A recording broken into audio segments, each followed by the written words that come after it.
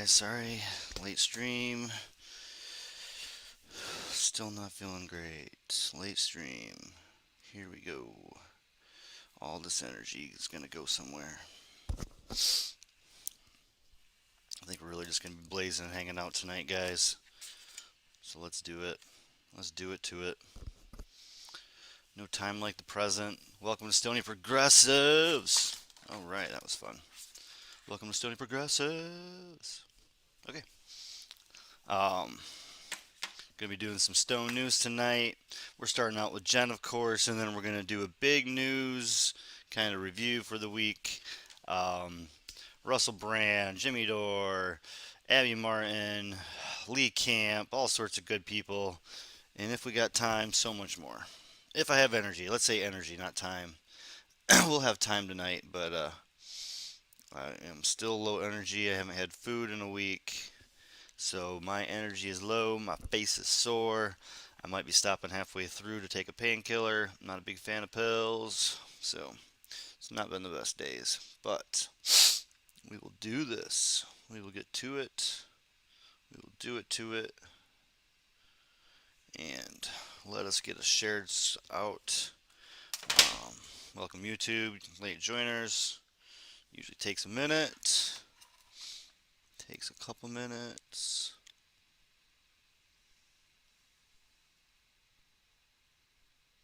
Join me on Twitch because that's where I can show everything tonight. There will be things of the night that I'm going to have to delete, mute, or just move on. God damn.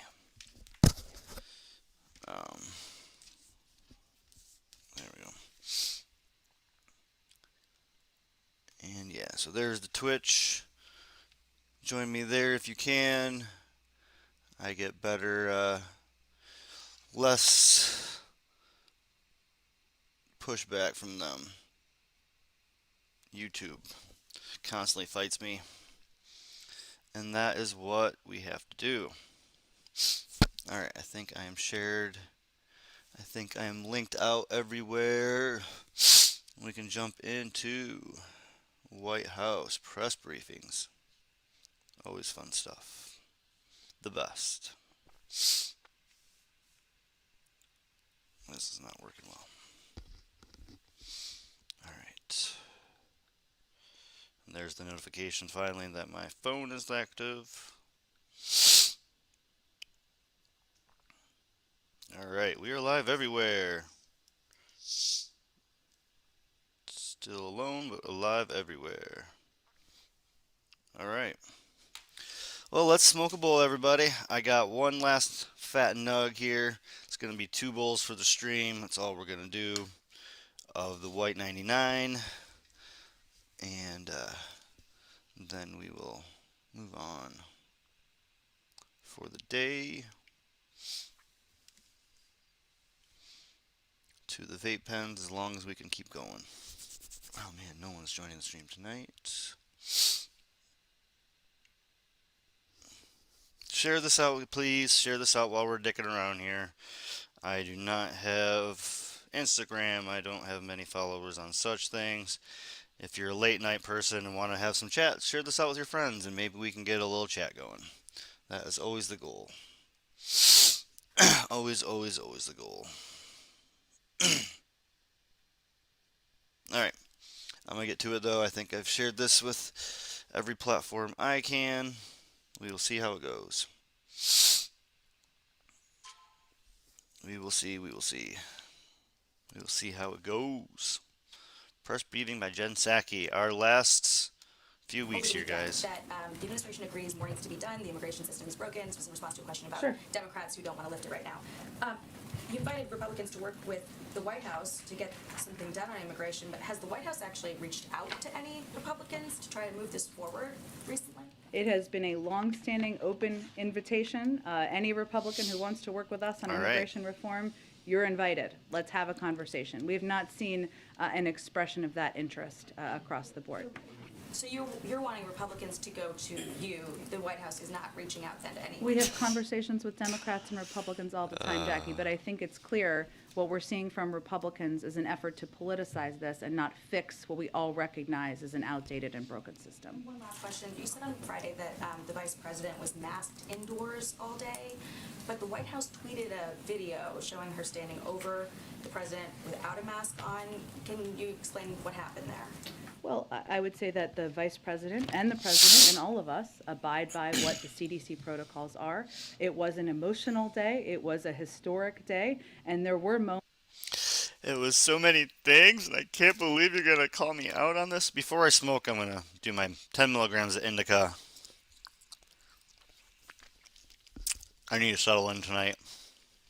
When she was not wearing a mask inside, including in a photo, but she was wearing it 99.9% of the time. I would note the president and the vice president have both tested negative in the last 24 hours. And, we have felt and made the decision it's important to share with all of you when there are close contacts. That's exactly what we did. Why it's of interest to the public, I think, is and you guys can agree or disagree with me, is because the four principles, the public has a right to know and an interest in knowing when the four principles have exposure or close contact exposure to any individuals who have COVID.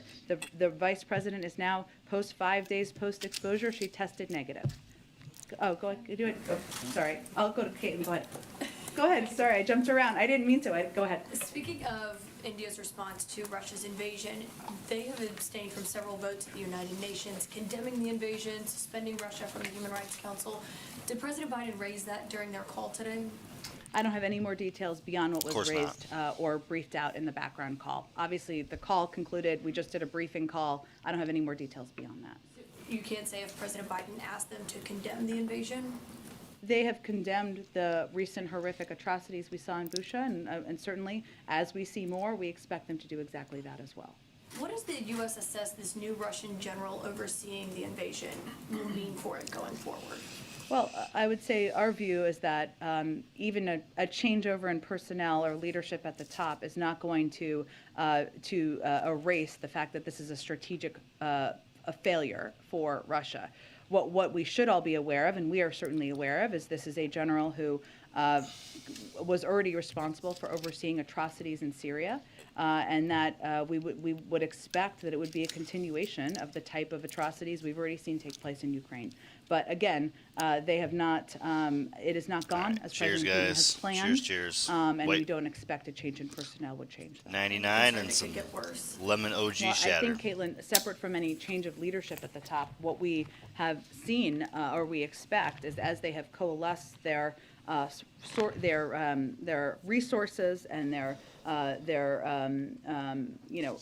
all of the resources that they have into most of them, I should say, into eastern Ukraine, we certainly expect that they will seek to surround and overwhelm Ukrainian forces in that part of the country. We expect Russia will continue to launch air and missile strikes across the rest of the country to cause military and economic damage. And we expect this stage of the conflict could last a long time, and we should have no illusions that Russia is going to adjust their tactics and make them less brutal. And certainly, changes in leadership reflect a continuation of the type of atrocities we've seen, or the type of approach that we've seen and we've also predicted from the beginning. And just to follow on Jackie's question, what is the threshold for reopening the U.S. Embassy in Kyiv? I'd point you to the State Department if they have any more specifics they want to outline publicly. Obviously, we want to have a diplomatic presence on the ground. That's always going to be our objective. Go ahead. Oh, Kelly, go ahead. It's been years since there's been a confirmed ATF director, Yeah. and what do you think will be different now with this new nomination the president's putting forward? And do you think the absence of that kind of leadership has had any part in the increase in gun violence the country has seen? Well, it's hard for me to make a conclusion, or us to make a conclusion on that from here. But what we know is that having confirmed leadership, leading any agency, including one as important as the ATF, always is going to make the systems, the processes, the ability to get policy making done more efficient and effective. And there's no question it's a net positive to have someone confirmed to lead ATF. I would say that Steve, who is our nominee or announced a nominee, is a highly qualified candidate with decades of law enforcement experience, including through partnerships with the ATF to prosecute complex cases and take down violent criminal gangs. He's received bipartisan support from law enforcement leaders. He was Blah, blah, confirmed blah. unanimously when he was nominated to serve as a federal prosecutor. And our view is that if Republicans are about getting tough on crime, as we are, and keeping our community safe, they should support a career prosecutor like Steve Dettelbach, who can make ATF more effective in getting guns off our streets and stopping criminals. And it's in all of our interests to have a confirmed nominee, and we think he is eminently qualified to do exactly that. And just to follow on the issue of the vice president and the masking, a couple of times you've cited emotional day, important role she was playing. You're not saying that those things are reasons to not follow CDC guidance? Absolutely not, and I appreciate your question on that. What I was saying is that, while she has worn a mask, as is protocol, and as is our expectation of everyone from the vice president, the president, all of us on down, if you have a close contact, that there was a photo, as Jackie said, and there are moments when she was human, and she didn't have a fat mask on in a photo, but she has worn the mask, and certainly that is what we want to convey to the American people. Is it because of the photo, because it's an important day and the photo will live for decades, that we all understand? I mean, I'm wearing a mask today, don't always wear a mask. Yeah. Is that the reason? I think it was a decision made in the moment, but it doesn't mean that we don't all try to be model citizens here and abide by what the CDC protocols are and requirements. And I conveyed and wanted to reiterate that she did test negative in case those of you had not seen that, because she now is at that 5-day past the close contact. Go ahead. Oh, thank you. Pakistan's Prime Minister Imran Khan was Yeah. deposed this weekend following a no-confidence vote in Parliament. What is the administration's reaction to those developments, and does President Biden have any plans to speak with the country's new Prime Minister, Shehbaz Sharif? So we support the peaceful upholding of constitutional and democratic principles. We don't support one political party over another, and we certainly support the principles of rule of law and equal justice under the law. We value our longstanding cooperation with Pakistan, have always viewed a prosperous and democratic Pakistan as critical to U.S. interests. That remains unchanged, regardless of who leadership is. In terms of a future call, I don't have anything to predict at this point in time. Obviously, we stay in close touch with them at a range of levels. One more question on the president's call with Prime Minister Modi. Was India's acquisition of the S-400 missile defense system from Russia a topic of discussion? And do you have any updates on whether the U.S. would impose sanctions that would be triggered under CATSA or issue a waiver should India go through with that purchase? Yeah, I don't have an update, as I said, kind of to an earlier question on the CATSA waiver that would be required. I don't have an update at this point in time. I can see if there's more to report out to you before the end of the day. Go ahead. Tomorrow is CPI day. It's probably obviously going to capture the start of the war and pretty significant spikes in energy. Can you give us a sense of what you're expecting and what, if any, change this will make for what talks may or may not be going on with the Hill on what pieces may or may not be passed of a bill that may or may not have a name? I don't know. Sounds very hypothetical and hopeful. Okay. How high do you expect these numbers to be? Sure. Is there No, an I- attack on the strategy to pass what you believe to Sure. be inflation cooling measures? Yes, in the medium term? I understand Sure. your question. Yeah, got you. So because of the actions we've taken to address the Putin price hike, we are in a better place than we were last month.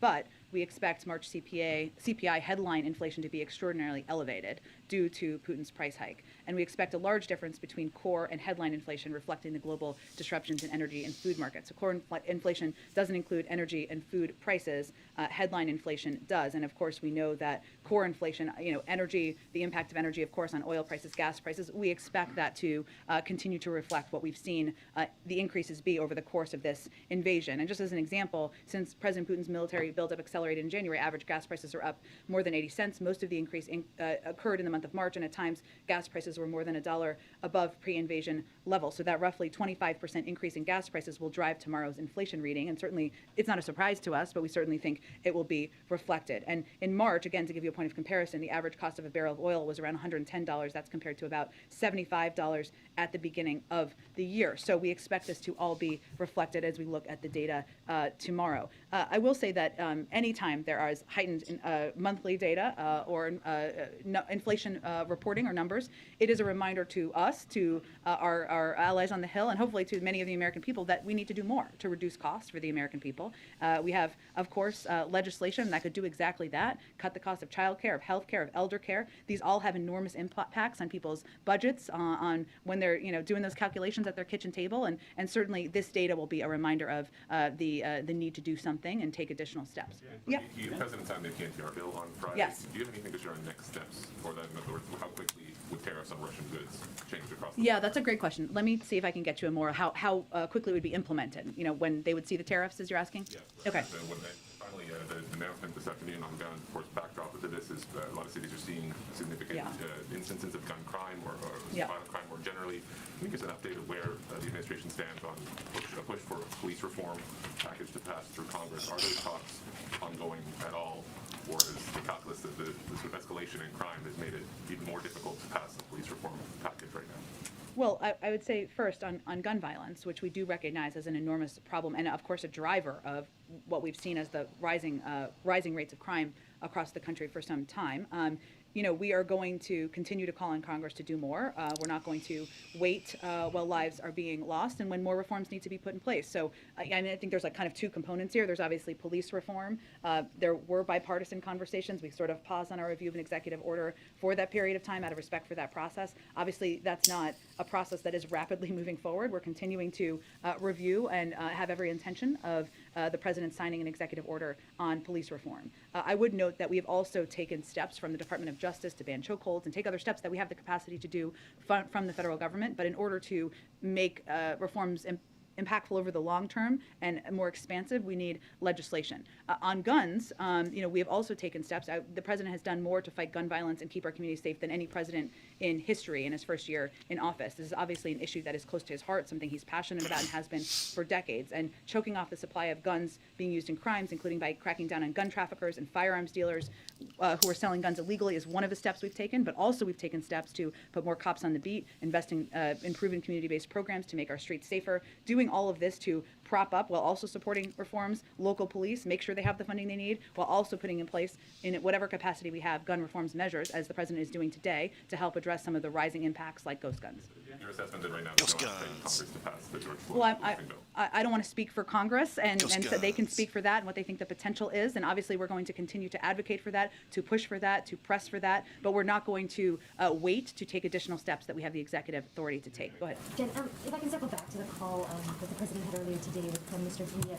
A senior administration official did brief us earlier today and said that we haven't asked India to do anything in particular. This was on energy imports, but then later said we don't think Russia should accelerate imports from Russian oil. So can you tell us, did the president explicitly ask not for an acceleration of Russian oil? It's more, as it was articulated, and I just articulated, I hope maybe not clearly, about conveying that we don't think it's in their interest to import more Russian oil. They're only importing 1% to 2% at this point in time. We're here to diversify and help them diversify, as we've done with other European countries, should they make that choice to do. They're not violating any sanctions by importing oil. It's a decision we made from the United States, but we also recognize different countries have their own calculations. Not explicit ask. It was conveying exactly how I just described it. Can I ask you one other question on inflation? You were referring just a minute ago to the consequences of Russia's invasion of Ukraine and Vladimir Putin. I know we've often heard the administration for Putin's price hike. I just got back actually last week. I was at Michigan talking to a lot of voters who told me that they feel that inflation has predated the war. And I'm curious how the administration just squares this all together. I mean, many voters do feel. How do you circle that square, yo? It was way before gas prices jumped up before this supposed war. Freaking everything was stressed out before the war. This wasn't it. Yeah, correctly so predates the war, and it can't all be blamed on Vladimir. We talked about inflation long before there was an invasion, but we also know that factually, if you look at the data, the average gas prices are up $1.80 cents to $1. It's about a 25%. We've seen increase in gas prices since the start of this invasion, and we know energy prices is a big driver of the inflation data. So that's if you look at the economic data. It doesn't mean I'm not suggesting every person in this country looks at data and assesses in that way. They assess how they feel and what the impacts are on them. We've long talked about, since at least I started this job, since the president came into office, the impacts of the pandemic on supply chains, how that's impacted a range of costs, and steps we're taking to address those, whether it's ensuring our goods moving through ports or other steps we can take to ensure we fund chips manufacturing, because autos and the production of autos, maybe this was a case or an issue when you were in Michigan, has definitely been a driver over the course of time. So there's a lot of different issues, but there's no question that energy prices continue to be month by month a driver of inflationary data, and we know that since the start of this invasion, because of the reduction of oil in the supply in the global oil market, from Putin's invasion, that is a big driver. Go ahead. Jen, thanks so much. Just circling back to Kelly's question Yeah. About the new ATF. Yeah, they circled back around to that a lot. That was enough for today. This is quick and easy. So, why is the world better because of crypto and NFTs? This is Cobb's Capital. Good independent small-time channel talking about investments. They know more than I do, so I will let them chat while I pack my next bowl.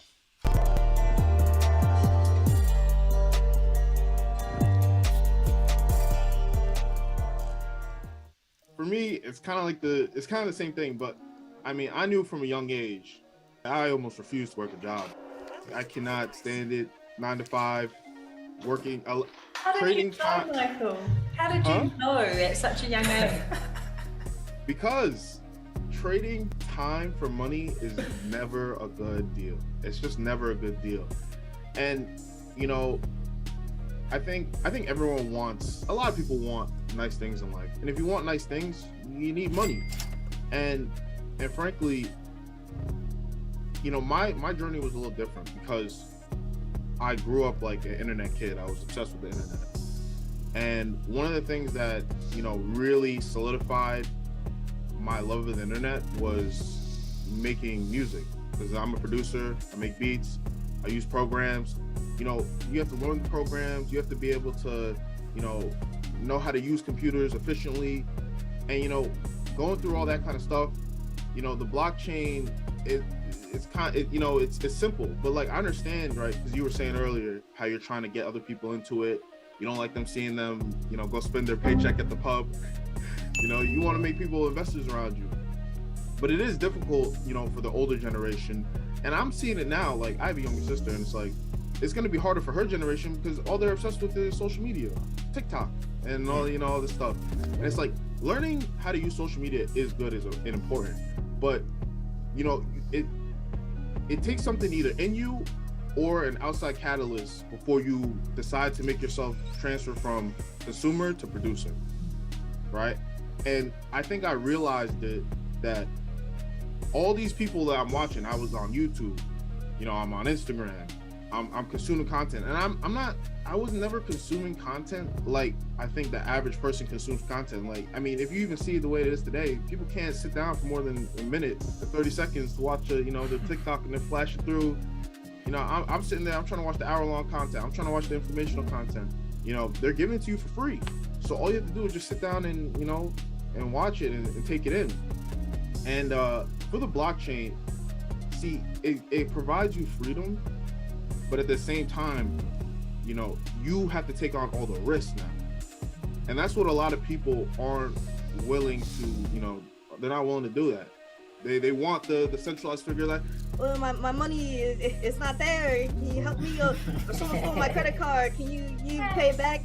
There's no one to call. You gotta take care of yourself. And if you don't have that, you know, that computer acumen where you're skilled, you know what you're doing, you know how to protect yourself, you know, do you know how to use a VPN? You know how to keep your password secure? Do you know how to put, you know, your firewall, all that kind of stuff? Man, I still help my mom to this day. My mom, my dad, you know what I'm saying?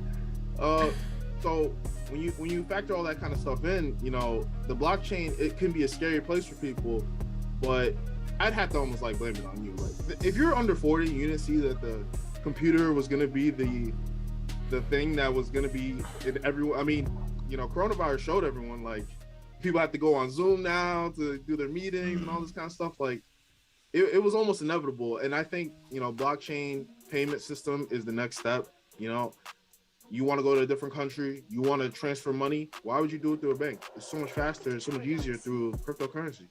It just makes so much more sense. And yeah, I think the last thing is that I realized that money wasn't real. Money's not real. So and when I say that, it's like it's backed by the government. Nothing. And that's not really a quantifiable thing. And with crypto, it's like it's backed by other people, how other people value it. And I think that's has more value than the government telling me that this is valuable. So that made me, like I told you before, I was doing stocks and options, and then once I saw crypto, I said I looked at the, you know, the white paper, I looked at what it was all about, nodes, blocks, all this kind of stuff. I was like, this makes sense. I like this. So, and it treated me well.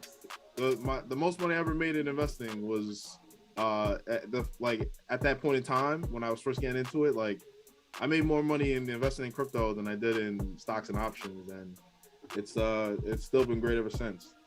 NFTs has taken that over, but I still always got the soft spot for crypto, of course. That was a cute little quick video before we get into some shit. Oh, no, I wanted to do... Yeah. So this is going to be from Status Quo, talking about Hunter Biden. Text reveals that President Joe Biden received half of Hunter's salary. Ugh. That's not good. That is coup, and as the laptop turns. The Hunter Biden story is definitely taking a major turn. And honestly, at this point, objective, nonpartisan hacks cannot actually say there's nothing to see here. It seems like there is a serious corruption scandal. And frankly, it seems like a lot of it is pointing not just to Hunter, but potentially directly to President Biden. I want to start. This is Ron Klain, the president's chief of staff. This is what he said when asked by George Stephanopoulos of ABC if the president trusted his son did not break the law in his foreign business dealings. And boy, does Ron Klain really seem to throw Hunter under the bus. We also know the Justice Department is intensifying its investigation into Hunter Biden, the president's son. I assume the president has had no contact with the Justice Department about that? Neither the president or any of us at the White House have had any contact with the Justice Department about that. Is the president confident Hunter Biden didn't break the law? Of course the president's confident that his son didn't break the law. But most importantly, as I said, that's a matter that's going to be decided by the Justice Department, by the legal process. It's something that no one at the White House has involvement in. The Washington Post also reported this week on deals that Hunter Biden had with a Chinese energy company, paid $4.8 million to entities controlled by Hunter and the president's brother. Is the president confident his family didn't cross any ethical lines? George, the president is confident that his family did the right thing. But again, I want to just be really clear. These are actions by Hunter and his brother. They're private matters. They don't involve the president, and they certainly are something that no one at the White House is involved in. These are actions by Hunter and his brother James. Nothing to do with the White House. Interesting. This is actually new reporting from the New York Post, which they obviously are a conservative outlet, but they've done good reporting on this. Headline, Hunter Biden frequently covered family expenses, texts reveal. Hunter Biden's access to lucrative financial opportunities also came with expectations, including kicking back as much as 50% of his earnings to his dad, text messages on his old laptop show. Quote, I hope you all can do what I did. He paid for mommy and daddy's food because mommy and daddy got him a job. Even though they were already rich, well off, and didn't need anything in their lives and never needed anything. Jesus. Fucking messed up. Paid for everything for the entire family for 30 years. Hunter Biden groused to daughter Naomi in January 2019. Quote, it's really hard, but don't worry. Unlike Pop, I won't make you give me half of your salary. Pop is obviously Joe Biden. Obviously. So, to be clear, when obvious. Hunter Biden is texting, unlike Pop, I won't make you give me half of your salary, he is talking about that he is apparently paying for a lot of the family's expenses and either indirectly or directly giving money to, at that point, Vice President Biden, when Biden was Obama's vice president. Now, his salary comes from deals on board seats and money he was getting from Ukraine, from China, potentially Russia, that is now under federal investigation. So, you know, there's something called plausible deniability, but you honestly think if it's found that Hunter Biden broke laws, which he's being investigated for money laundering, tax fraud, and other things, that half of his salary that was going to President Biden didn't know where that money was coming from, possibly was lied to about the nature of the deal. I got a bridge to sell you. I want to play this clip from CBS News, and they give you further update. CBS News has been digging into the investigation of President Biden's son, Hunter. Among the things we are learning is that those investigating this case have also sought bank records for another person, the president's brother, Jim. CBS News investigative. Really? Going in the gym, too. I'm sure he's clean. Squeaky clean. Squeaky clean. Don't worry about Jim. Correspondent Catherine Herridge is here with more details. Catherine, what is the status of the U.S. Attorney's investigation in Delaware? Major, this began as a tax inquiry for Hunter Biden, and we've been able to confirm that sometime around 2018, it became a federal investigation led by the U.S. Attorney in Delaware. And multiple sources tell CBS News that it's broader than previously reported, that involves possible violations of tax law, money laundering, and foreign lobbying regulations. What we know about real-time information is that two business associates of Hunter Biden who worked with him during a period when his father, Joe Biden, was vice president, have gone to the grand jury in Delaware last year. And more recently, a woman who settled a paternity suit with Hunter Biden was at the grand jury testifying in February of this year, Major. So, Catherine, those familiar with your work, and I certainly count myself among them, know that you not only rely on sources but documents. And you have verified some law enforcement documents related to this conversation. Sources What do they show? and documents.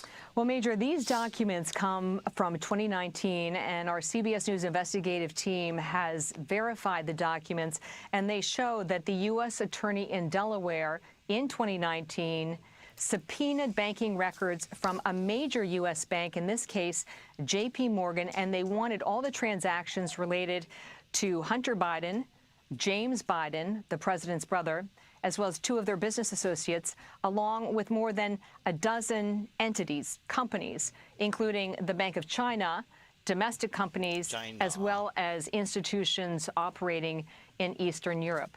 To be clear, what we don't know beyond these records is the investigative interest that the U.S. Attorney has in the president's brother, James Biden, Major.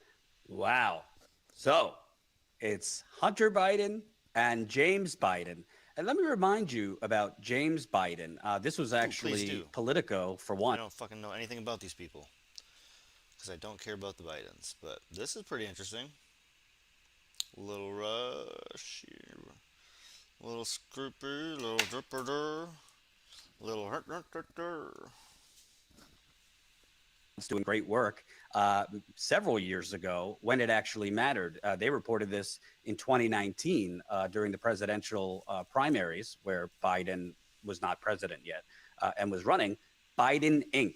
Over his decades in office, middle-class Joe's family fortunes have closely tracked his political career. Yeah, that's an understatement. I want to read this part.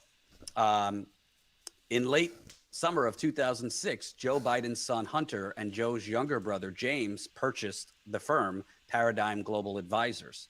On their first day on the job, they showed up with Joe's other son, Bo, and two large men and ordered the hedge fund's chief compliance to fire its president, according to a Paradigm executive who was president. After the firing, the two large men escorted the fund's president out of the firm's Midtown Manhattan office, and James Biden laid out his vision for the fund's future. Quote, "Don't worry about investors," he said, according to the executive, who spoke on the condition of anonymity, citing fears of retaliation. "We've got people all around the world who want to invest in Joe Biden." Huh. So you remember when the White House Chief of Staff, Ron Klain, in the earlier clip said, this is just dealings, Hunter Biden, James Biden have nothing to do with the president?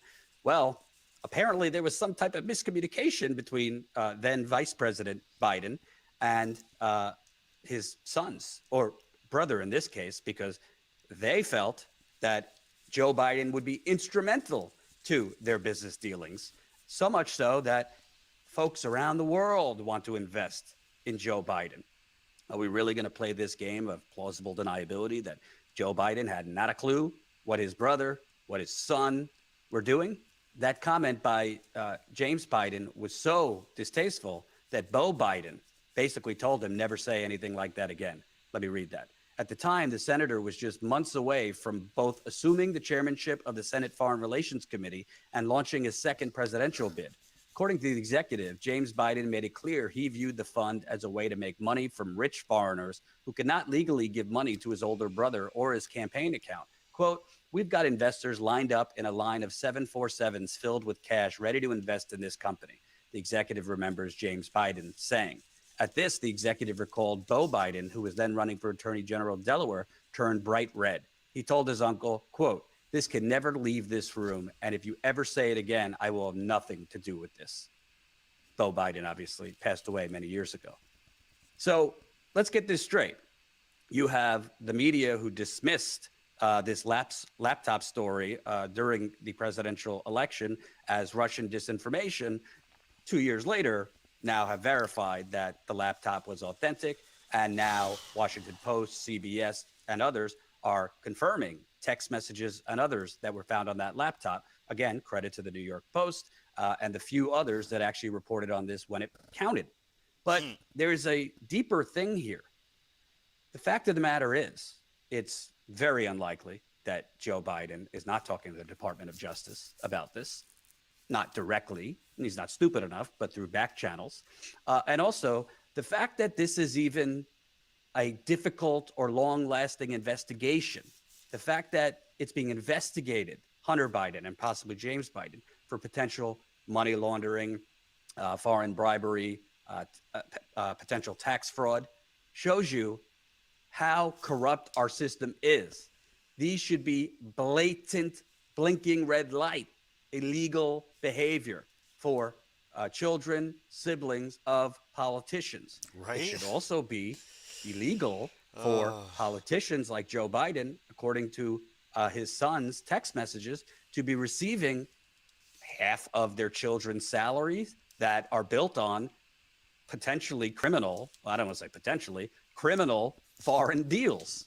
And by the way, to be clear, for those that are going to freak out, obviously this applies to Jared, Ivanka, Don Jr., Eric, and frankly, their dealings might even be more corrupt than this. And I'm going to get to those in a different video.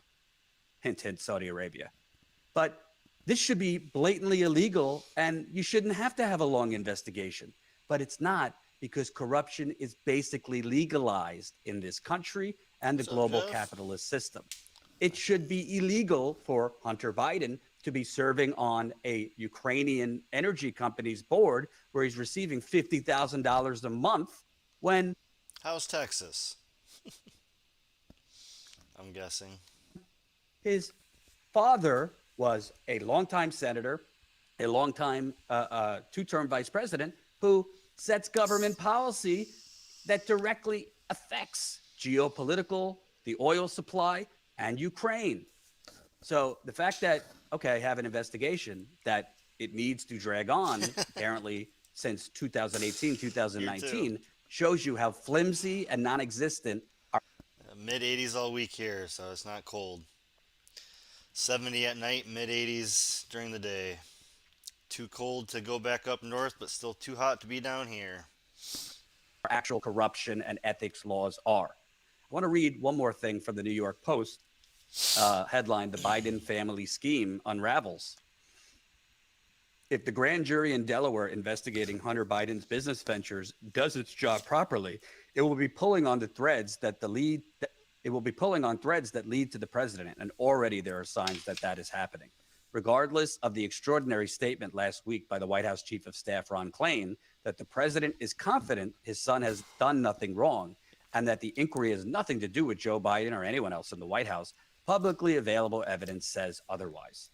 It is not just the emails and other material on Hunter's abandoned laptop that point to Joe Biden's involvement in his family's multi-million-dollar global influence peddling schemes when he was vice president. There is also the 6-hour interview Hunter's former business partner, Tony Bobulinski, gave to the FBI last year, along with a trove of documents, emails, and encrypted messages. Cheers. Bobulinski has publicly named Joe Biden as the, quote, big guy, referenced in emails, whose 10% equity in a joint venture with Chinese energy company CEFC was held for him by Hunter.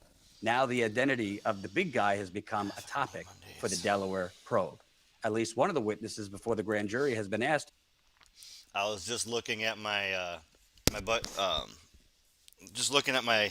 best days of being online and chatting, and Monday and Tuesday are my two worst days. So thanks for joining me. It's like two lowest stream counts. Mondays and Tuesdays. But thanks for hanging out, guys. I'm gonna smoke another bowl. Cheers, cheers to those who can. If you can't, smoke what you got. Who's the big boy?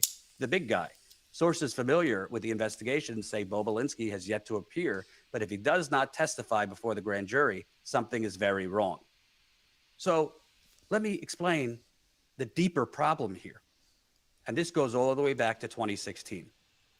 When the media exists, the corporate media, to keep access to corrupt politicians, when the media exists to basically serve as PR agents and stenographers for corrupt politicians, then the media is going to make decisions on what it covers, what it investigates, what it chooses not to cover, what it chooses not to investigate, based on who they believe or want to be receiving access from. 2016, I was covering the Podesta emails that came out. There was no evidence they were forged or phony, as Hillary Clinton's campaign said. The mainstream media, not so much. Why didn't they want to cover it? Because most of them thought she was going to beat Trump, and they didn't want to critically investigate or cover her in the final 2 months of the election for two reasons. Number one, they wanted her to win. And number two, they expected her to win. And they know the Clintons have a very, very, very good memory. And the Clintons are legendary for blacklisting journalists, operatives, and the like. So they whiffed on it. They called it Russian disinformation. Haven't they disappeared a few actual journalists and independent media covered it because we don't have a calendar set for when we can cover things and when we don't based on presidential elections or which candidate we want to play footsie with. Move forward to this Hunter Biden story. This was a legitimate story to investigate during the presidential campaign. Why wasn't it investigated during the presidential campaign? For the same reasons. The media desperately wanted Trump out. Some in the media felt they were responsible for Trump by giving him billions of dollars in free commercial airtime through their empty podiums. They did. Showing Trump's empty podiums. But they also expected Biden to win. They would literally show freaking Bernie, be like, oh, look, Bernie has a bunch of people and he's doing a big speech. Now let's go back to Trump. And they'd go back to an empty podium of Trump rather than show Bernie or anything else. And I mean, Hillary wasn't even campaigning, so yeah, that's what happened. And they picked winners. They pick winners. Well, thank you, Joe Erden, for digging in, because yes, that is going to be an interesting story as it plays out. Very interesting story as it comes to play. Alright, what else do I want to do? Let's go to George and Russell Brand here. They have some good stuff coming up these last few days. The new season just it's supposed dropped. to be Big Name Monday, supposedly, according to my half-ass schedule. Big Name Mondays. Yeah. It's the best night for me to freaking... Monday night's the best night for me to like stream forever because I have, nothing else going on. It's a night that I usually get out of work early. If I'm working, I can get out of work early. I have plenty of time to get shit in. And everybody's, dropping clips and news articles and stuff, but it is the worst day for my stream, both on Twitch and YouTube.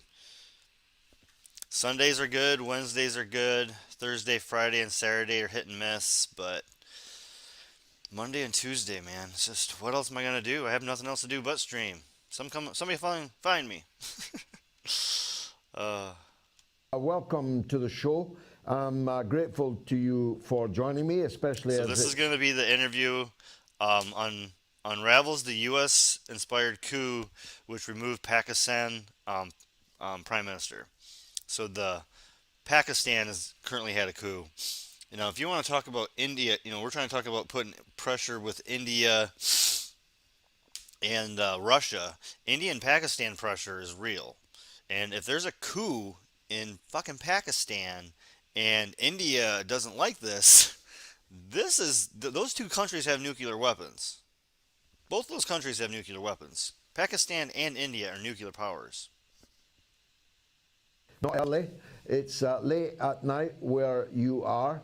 Am I right in saying that the first round has gone to the United States and its allies in the Pakistan opposition, that Imran Khan is no more, and that his life is potentially now at risk? Thank you, George, for having me here. It is a pleasure and an honor to be here with you. And I guess, yeah, keeping in view, looking at the situation, how it developed last night, it was one hell of a night last night, and we couldn't sleep all night because of what was happening in Pakistan. And of course, we saw a lot of surprises coming up. The Supreme Court opened at midnight. The Islamabad High Court opened at 10 p.m. Then the Election Commission of Pakistan was opened, although it was a holiday. We were seeing a lot of things happening. So it does seem, it doesn't seem actually, it is confirmation that the US had won the first round. Yes, that is true. Now, what happens next? What will happen, first of all, to Imran Khan personally? We are expecting, as the former Minister for Information had stated today, that the PTI government, the former PTI government, and now the PTI chairman Imran Khan, it's quite hard to digest this so far, but they have decided that they are maybe going for the resignations, but that is not confirmation. But this thing is certain that Imran Khan is going to come on the roads and he is going to gather the public support. And as today, as we're speaking, nationwide protests are happening, and thousands of people have rallied in Islamabad to show support for Imran Khan. And this is what he had in his mind, and this is what he had stated earlier in his addresses to the nation, in his speeches, that I am going to the public, and the public is going to help me, and the public is not slave, unlike the ministers, unlike the MNAs, unlike the other political parties. They are not slave. They are people who believe in independence, in sovereignty, and this is what Imran Khan is going to do. He is going to gather the public support and come out against the government.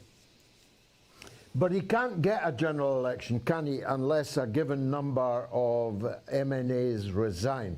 I'm presuming that number is larger than the number he has still loyal to him. So he needs 172 resignations if they are to dissolve the National Assembly. And if the National Assembly dissolves, that is the only way they can move to the elections. Now, Imran Khan doesn't have 172 members with him, because if he had 172 members, he would have won the no motion, the no confidence vote. I was just looking up the riot. I look up protests like every other day, and I hadn't seen anything about Pakistan protests. So YouTube is definitely suppressing that shit or something, because yeah, I'm on there every fucking day looking that up. Every couple days, I shouldn't say every day. Like every 3 days, I'm looking up protests. So it is a very tricky situation now, and we have to see as how it develops. But the point is that Imran Khan is not going to give up. This is very clear. And even if he doesn't have those numbers, this is very much possible that he might not decide to resign from the National Assembly. He might stay there. He might appoint an opposition leader. He might force and he might push the sitting government into opening an investigation into that letter which the National Security Committee of Pakistan, which was in the meeting, all the I don't know if I don't know who's all over on YouTube or whatever, but I'm gonna go ahead and throw that in there again, because I am be streaming more and more on Twitch than on YouTube, since Twitch does not censor me or freaking, modify me, mute me as much. B, Twitch is gonna allow me to possibly do this for a longer period of time, actually, maintain something on my phone. They have the app, the Twitch app, and they actually notify you when people go live. They don't mute people. They actually notify you when you ask them to.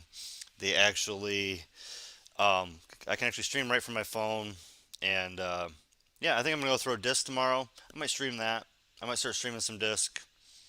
And yeah, that kind of shit. I don't know, but I'm throwing that up there just because yeah, Twitch does give me more possibilities, and also they do not mute me as much.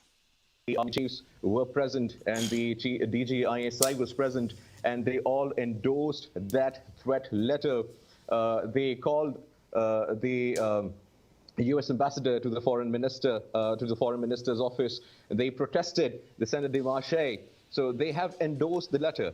So now... Is that who owns fucking Twitch? Is Amazon? That makes sense. Because you can Twitch Prime people and shit. It's all weird. I don't know. With like your Prime gaming system, you can Twitch it, but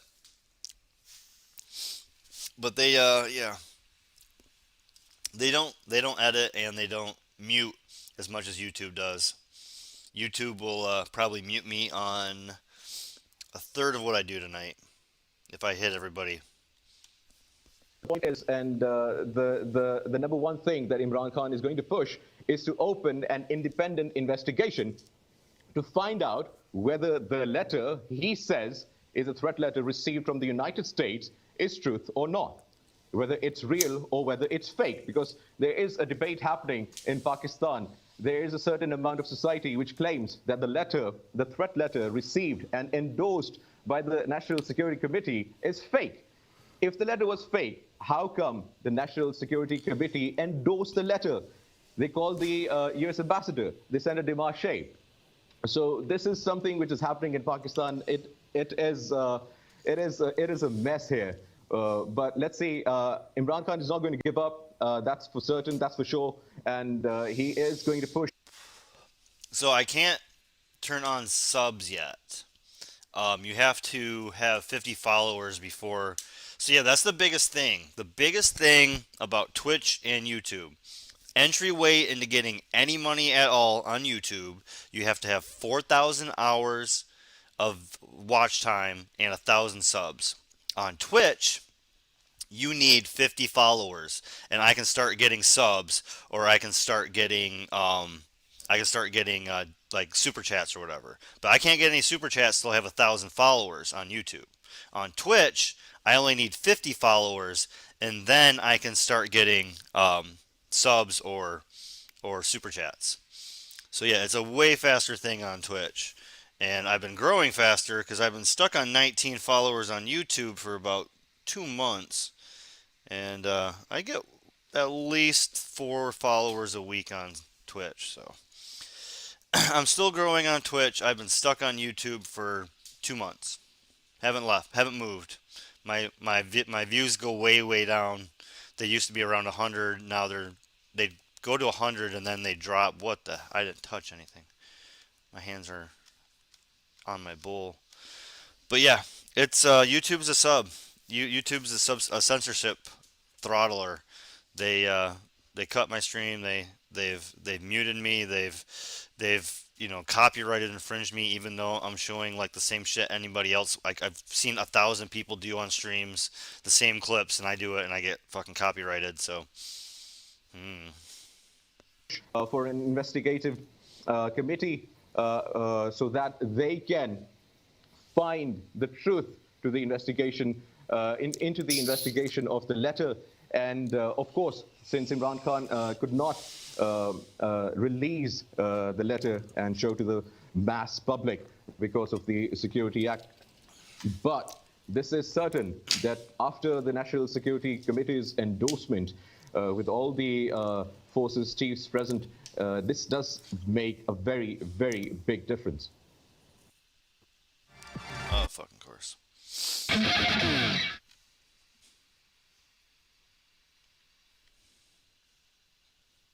In a Blaze Hayes, what's up?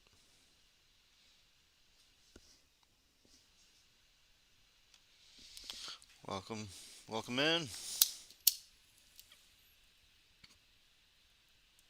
The Sharif brothers, Nawaz and Shahbaz Sharif, have been in double harness in the Punjab and in the national government of Pakistan for so many years, decades in fact. But Nawaz Sharif is terribly, terribly ill. That's why he was released to come to England. Presumably he's not in a state to return and become Prime Minister again.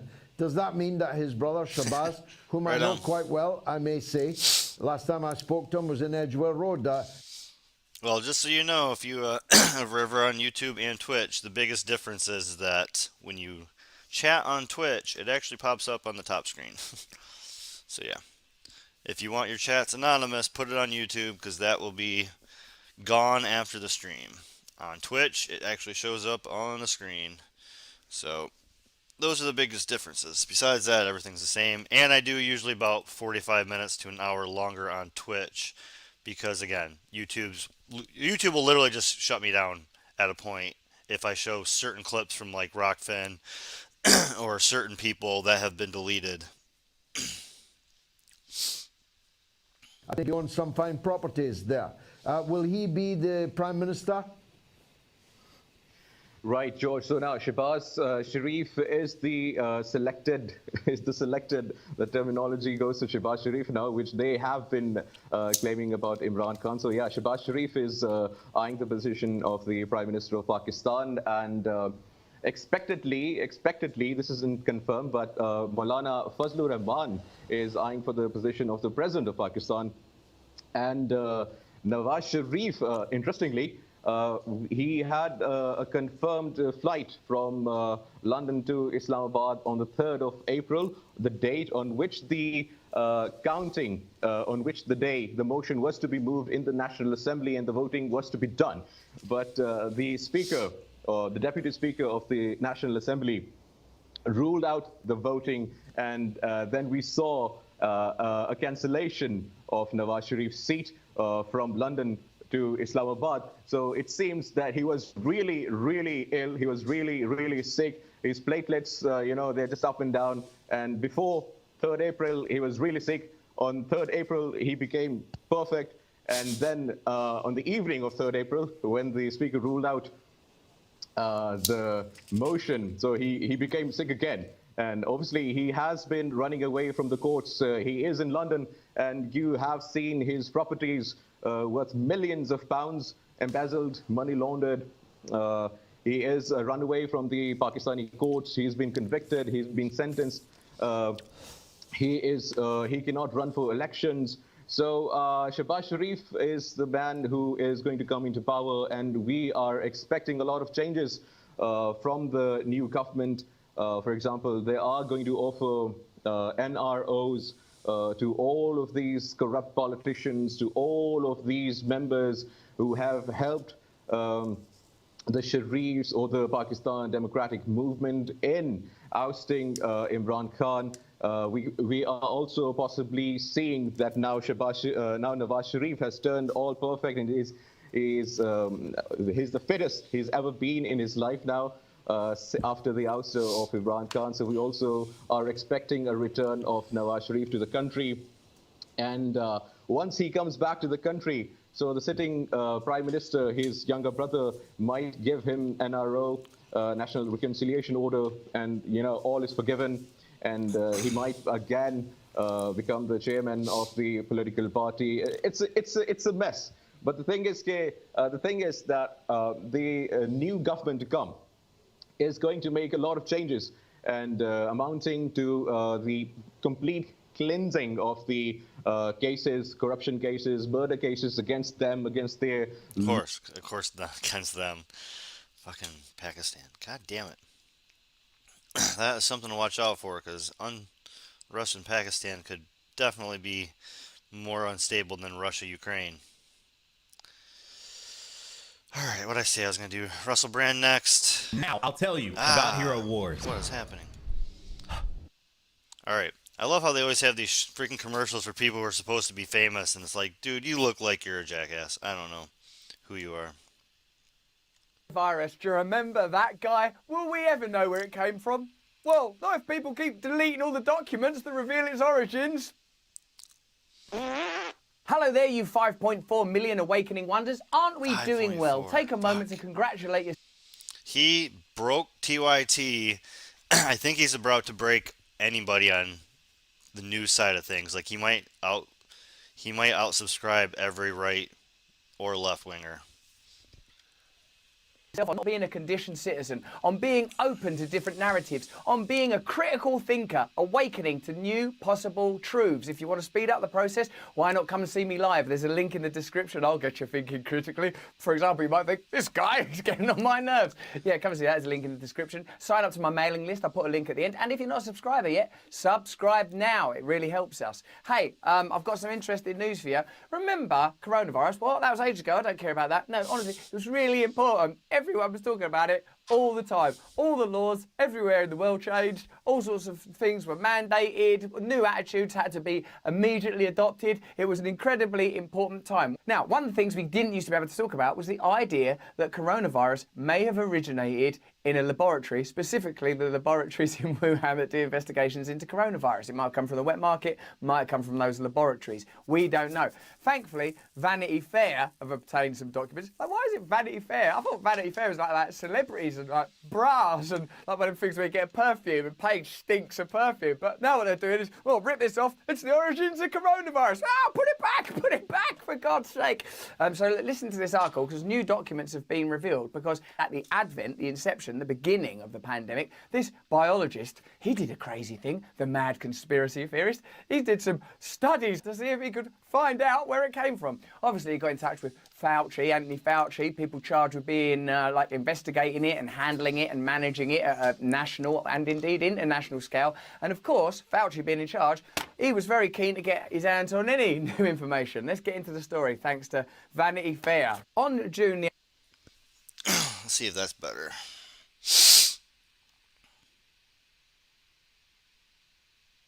Yeah, I have been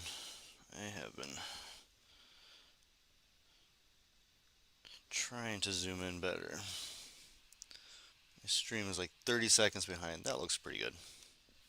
In 2021, an evolutionary biologist named Jesse D. Bloom, what do you know? You're only an evolutionary biologist. Shut your mouth, you conspiracy theorist. Sent the draft of an unpublished scientific paper he'd written to Dr. Anthony Fauci. Remember him from the t-shirts, from the stickers, the good guy? Him. Bloom specialises in the study of how viruses evolve. He is the most ethical scientist I know, said Sergi Pond, a fellow evolutionary biologist. I can see why they wouldn't want him involved. The paper Bloom had written, known as a preprint because it had yet to be peer-reviewed or published, contained sensitive revelations about the National Institute of Health. In the interest of transparency, he wanted Fauci to see it ahead of time. He seems to me to be a scientist acting in good faith. One of the things that happened during this pandemic, and I think it's a shame, is there was a lot of polarisation. But I feel that polarisation began as a result of a media campaign to shame unvaccinated people. My personal opinion is I don't know what the right thing for people to do medically is. I don't know whether you should take your diabetes medicine or not, or your heart medication. I don't know. But what I don't think is healthy is shaming people for having understandable scepticism and doubt about any government or big pharma project, because both the government and big pharma have behaved in ways in the past that require scepticism when dealing with them. More than a year in... Literally, when anybody... First time this was coming out, I was like, I do not trust pharmaceutical companies. I also don't trust the government. I don't like how this is going down. That was like my first reaction to everything. The first thing I was thinking is, I don't trust freaking pharma. That's how I looked at this whole fucking thing. The pandemic, the genesis of SARS-CoV-2, I refuse to call it that, it's too complicated. COVID, the virus that causes COVID-19, oh, I get it, was still a mystery. Most scientists believe that it had made the leap from bats to humans naturally, via an intermediary species. Batman? Most likely at a market in Wuhan. What the hell are you doing there, Batman? Get back to Gotham! The Joker's running amok! But a growing contingent were asking if it could have originated inside a nearby laboratory that is known to have conducted risky coronavirus research. Risky? Whoa, we're researching coronavirus, but also I'm a bit drunk. Whoa. If it could have originated inside a nearby laboratory that is known to have conducted risky coronavirus... Good evening, welcome in. Doing a little smoking and a little politics. Coronavirus research funded in part by the United States. What did your parents do to you to make you so suspicious? Did you think we caused it in the laboratory? That's right. Go down that wet market. It stinks of coronavirus down there. It's up the walls. They've got them pink armadillo things. They're eating bats. And to think you blamed us. We were doing some experiments. We were organising a surprise party, and you've ruined it. Bloom's Jesus, I think I found this. Yeah, I mean, he's a good one for my middle of the show because I'm super fucking high. Just finished a bowl, and he rants pretty fucking well. So I don't have to say anything. Product of detective work he'd undertaken after noticing that a number of early SARS-CoV-2 genomic sequences mentioned in a published paper from... And if I say any of this shit, fucking gone. China had somehow vanished without a trace. Where have they vanished to? Who's deleted them? What's gone on there? The sequences, which map the nucleotides that give a virus its unique genetic identity, are key to tracking when the virus emerged and how it might have evolved. Oh, how weird that that went missing. In Bloom's view, their disappearance raised the possibility that the Chinese government might be trying to hide evidence about the pandemic's early spread. You cynical bastards at Vanity Fair. Why don't you stick to taking pictures of Leonardo DiCaprio? Piecing together clues, Bloom established that the NIH itself had deleted the sequences from its own archive at the request of researchers in Wuhan. Oh my god. Come on. Seriously. Is this what... Seriously? At the beginning of this, when it was all like, come on, we've all got to stick together. Don't you remember seeing things on TV? I remember watching that once, where everyone was doing a parade about Fauci and wearing T-shirts and dancing around. If you'd known at that point that Wuhan had requested information be deleted and the NIH, of which Fauci is the head, collaborated with that, would you go, oh no, he's just doing that for the right... How hard do you want to believe in something? Now he was hoping Fauci and his boss, NIH Director Francis Collins, could help him identify other deleted sequences that might shed light on the mystery. This guy, Bloom, is carrying out on good faith. I discovered that these sequences have been deleted. Can you help me?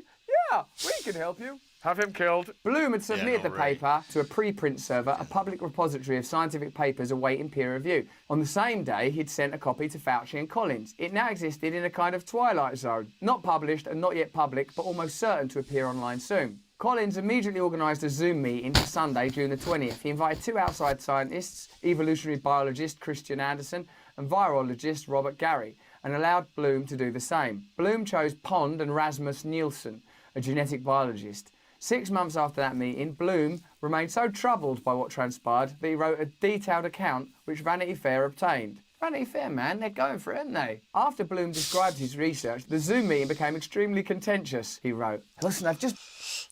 I bet he has a handful of assistants that dig up articles for him.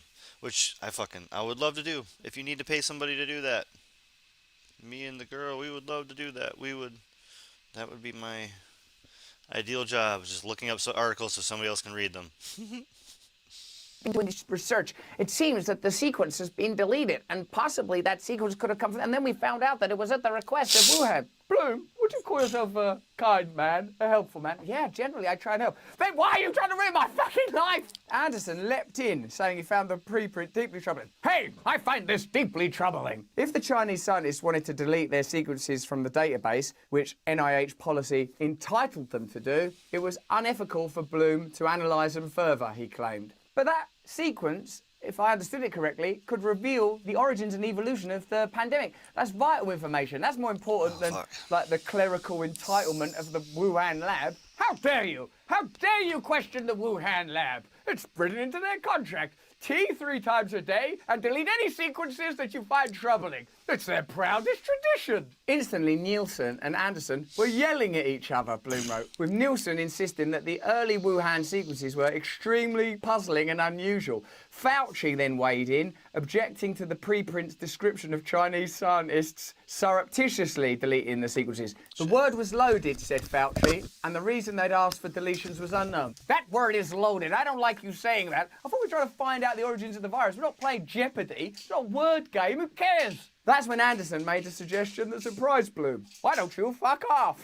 He said he was a screener at the preprint server, which gave him access to papers that weren't yet public. He then offered to either entirely delete the preprint or revise it in a way that would leave no record that this had been done. Bloom refused, saying that he doubted either option. Had oral surgery this week, taking my penicillin and pain meds. So we're going to put this stream at less than 2 hours tonight. Sorry, guys, but it's all I'm going to have the energy for. That still gives us a half hour plus. We can still get through Russell and Jimmy. Was appropriate, given the contentious nature of the meeting. He wanted to strike it from the record. Again, I'm not saying anything happened. I'm not saying there's been any foul play, skullduggery, jiggery-pokery, tomfoolery. But, according to our man Bloom here, Anderson said we can delete that paper, we can remove without trace that this whole thing has happened. There's already been sequences deleted that could give information that indicates the origins and evolution of the virus.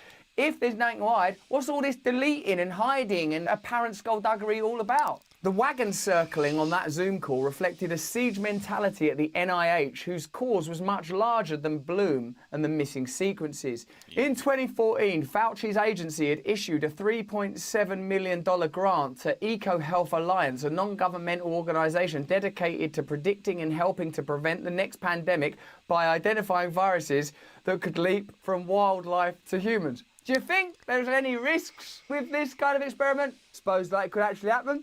Yeah. The grant proposed to screen wild and captive bats in China, analyse sequences in the laboratory to gauge the risk of bat viruses infecting humans, and build predictive models to examine future risk. The Wuhan Institute of Virology was a key collaborator to whom EcoHealth Alliance gave almost $600,000 in subawards. Hold on, I've heard that before somehow.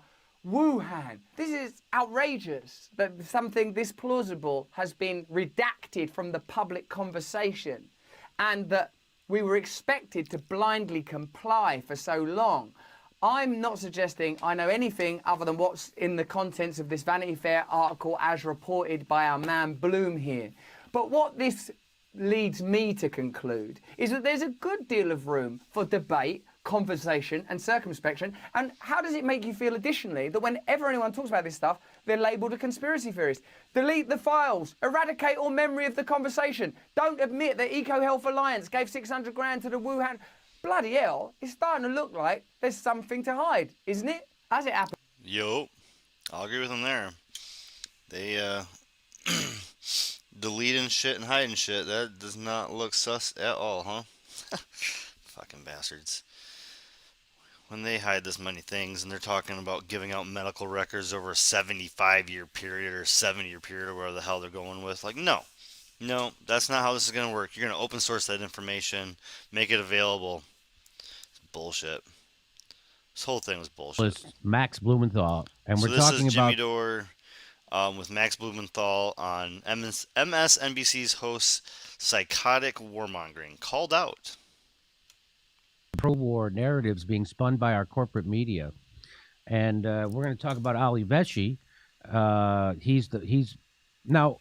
He's actually Canadian. He works for MSNBC, Jimmy's shirt, right? And he hosts a show on MSNBC, and he's hired. Why do they hire people? They hire people to what? Manufacture consent. They manufacture consent for war. They manufacture consent for their economic war. They manufacture consent for COVID policy. They manufacture consent for any kind of policy, censorship policy, whatever the establishment wants. This guy is their mouthpiece because that's why they hired him. That's why I don't have that job, but he has that job, right? Even though I'll guarantee you more people watch me every month than watch that guy, even with the behemoth MSNBC supporting him. So it's not because he's a good journalist. He's got this job because he's willing to say shit like this. We are past the point of sanctions and strongly worded condemnations and the seizing of oligarchs' mega yachts. It's no longer sufficient as the evidence of war crimes and crimes against humanity continue to grow. Vladimir Putin has no regard for life or humanity or even the rules of war. Unlike the United States. Now, let's just look what the United States has done just in the last 20 years. Just in the last 20 years. Well, we killed 1 million people in Iraq on a lie. We then did similar in Libya while turning their country into a failed state with open slave markets. Look what we did in Somalia. Look what we're doing in Yemen. Currently in Yemen, we're committing a genocide. Also, does that follow the rules of war, Ali? What are we doing in Syria? We're illegally occupying a third of Syria. Which part of Syria? The oil fields. Barack Obama dropped 26,000 bombs in Syria, also illegal. So this idea that just Russia and Putin are somehow he's a bigger monster than Joe Biden, Barack Obama, and George Bush is just a lie. And that's why he gets a 7-figure salary, because he's willing to tell you those big lies that there's someone else who's a bigger war criminal than the people who run this country. There isn't. There are no bigger war criminals in the world than Barack Obama, George Bush, and Joe Biden. Proven that time and time again, and he has also pursued the indiscriminate killing of civilians time and time again, twice before in Ukraine and in Chechnya. The global world order and potentially democracy's survival hang in the balance. This isn't the kind of moment that the United Nations and NATO and the UN and the G20 and the Council of Europe and the G7 were made for. What is the point of these alliances if not to stop this? The world cannot sit by as Vladimir Putin continues this reign of terror. But you're not saying that about Yemen right now. You're not saying that about Syria right now. You're not saying that about Somalia right now. And you didn't say that about Libya when we were doing it. And I'm sure you didn't say it about Iraq. And I'm sure you didn't say it about Afghanistan, which was in 20 years of this. That's what we did. What they're doing in Ukraine, we did 20 years of that in Afghanistan with no plan whatsoever. Didn't even know who our friends or enemies were. We just killed indiscriminately. So what It's all right. We never, ever question the USA. And instead, we should be always questioning, what are we doing? What are we doing? What are we doing? Sure, where everybody has been living. But our government didn't care about the Kurds, doesn't care about the women in Afghanistan, and doesn't care about the people in Ukraine. They don't even care about the people in America. So this guy, Ali Veshi, is trying to make you think that Joe Biden and the NATO and the United States is there because we care about the people of Ukraine. And that is the biggest propaganda you can spew right now. And of course, Ali Veshi is going to do it because he's hired to manufacture consent and lie to you at the behest of the Western military-industrial complex, Wall Street. That's what he's doing.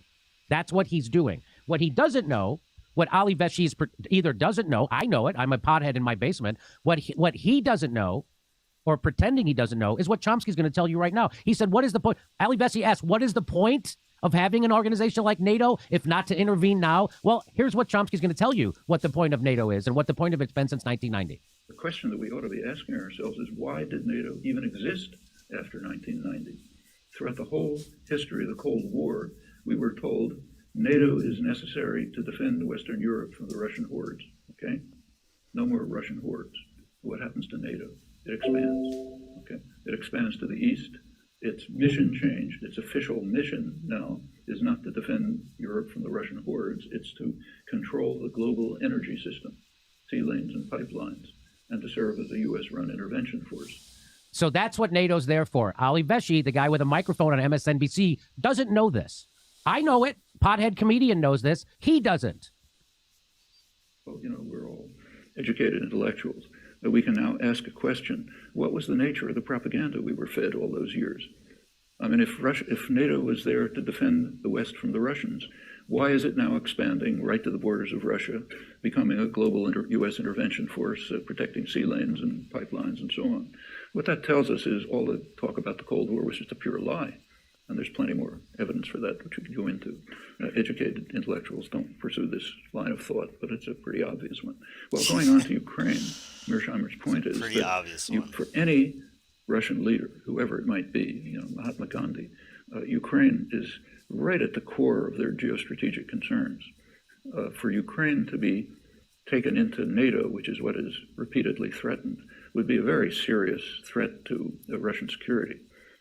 Quite apart from historical interests, which go way back, the origins of the Russian Empire, in fact. So yeah, you can give arguments against Russian interference in eastern Ukraine after the coup that took place there, but it's a complicated story, and the West is not without its significant initiatives there.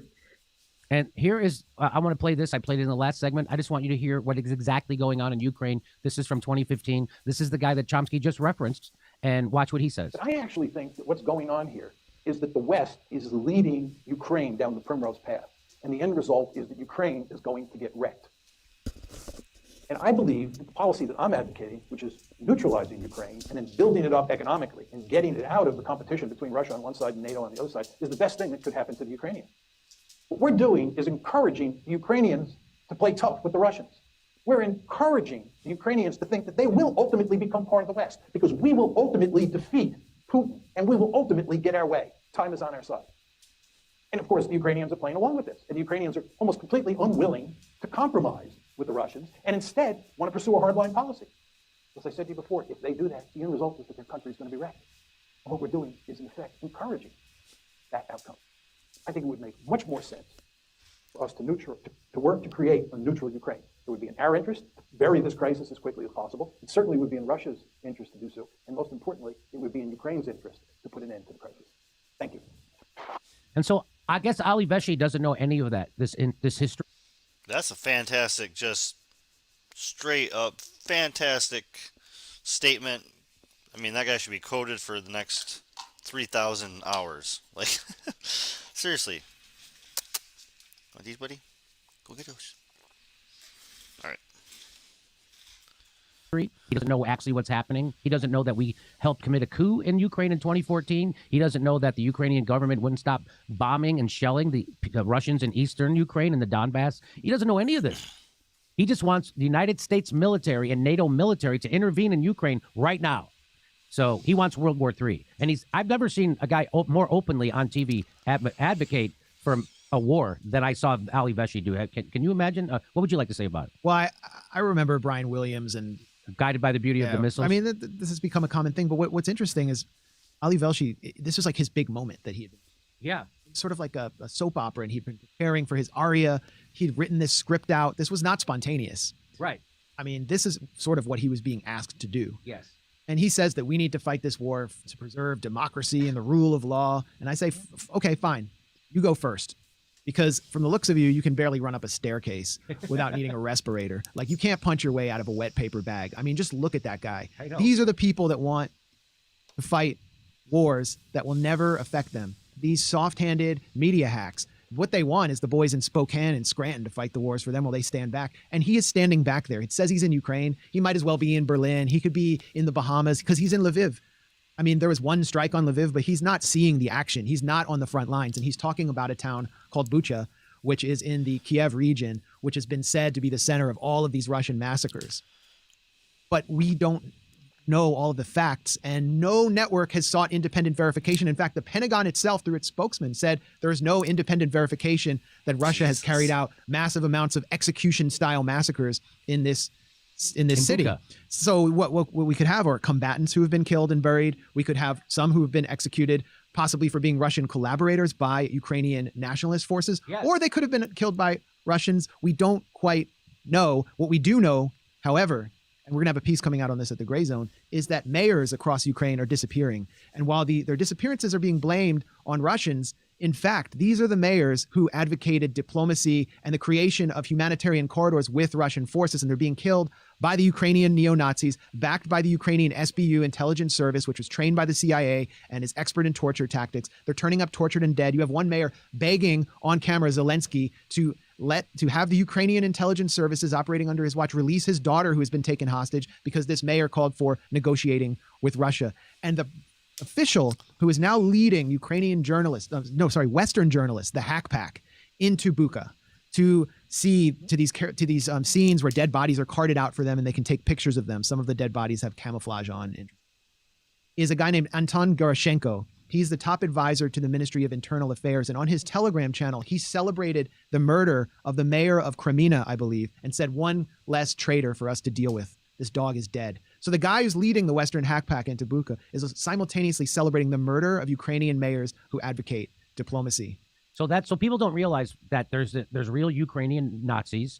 This is a monstrous regime from top to bottom, from Zelensky to the bottom. Zelensky went to Bucha, and American journalists don't report this. The American media didn't report this. He said at the end of his comments, if we don't find a civilized way out, you know our people, and they will find an uncivilized way. In other words, we will commit atrocities like the kind that was witnessed and actually confirmed by the New York Times 5 miles away, where Ukrainian and Georgian foreign fighters took down a Russian convoy. And then as the soldiers were captured, they executed them on camera in the field and celebrated over their dead bodies after shooting them and letting them bleed out. one of the commanders of that Georgian unit was welcomed to Congress. We have a piece at the Gray Zone on it. He was welcomed by Dianne Feinstein, Kristen Gillibrand, and a who's who of members of the House Foreign Relations Committee, and his name is Mamulashvili. So check out Alex Rubinstein's piece at the Gray Zone. I mean, we are supporting, we being the elite in Washington, are opening doors for some of the worst war criminals in the world. They're wagging a finger with one hand at Russia, and with the other hand, they're shaking the hands of full-scale warlords, neo-Nazis, and war criminals. Zelensky brought 2 neo-Nazis from the Azov battalion to the Greek parliament 2 days ago to deliver a videotape message, 2 literal neo-Nazis to a country that was occupied and destroyed by Nazi Germany. So here's some of the stuff that you'll never hear Ali Veshi talk about. He'll never tell you this is actually a fossil fuel war. He won't tell you that, just like Iraq, just like Libya, just like all of them. Syria. Yeah. Here's what Ali Veshi actually did say on Twitter, which is even more stunning than his video piece. He said, the turning point for the West and NATO will come when the sun rises over Kiev on Sunday. Who the fuck talks like that? And the war crimes against civilian non-combatants becomes visible to all. There is no more time for prevarication. If never again means anything, this is the time to act. We got to go. Now we got to go and get into a war on the side of Nazis. That's who. There he is. Belshi. Aaron Mate says to him, hey, how do you propose the West and NATO act? What are you calling for? And he says, direct military involvement. Holy shit. And Aaron says, I don't agree with you, but appreciate your honesty. Not too many people who share your view are willing to actually admit that they want to risk a nuclear holocaust. I would rather see Ukraine accept neutrality and implement the Minsk Accords. Right? Ali Veshi comes back and says, well, I don't disagree. What? I'm not. You do disagree. You just fucking said you disagreed. You want direct military involvement. I'm not sure it's reasonable to expect a country that's been invaded 3 times in recent history by Russia to accept neutrality. It's funny, he does know the history, except he leaves out the parts that doesn't support his narrative or the West or NATO's narrative, which is the part that we overthrew their fucking country in 2014. There was a Minsk agreement. Ukraine is not following it. They are killing Russians in eastern Donbass and eastern Ukraine. That's what precipitated all this.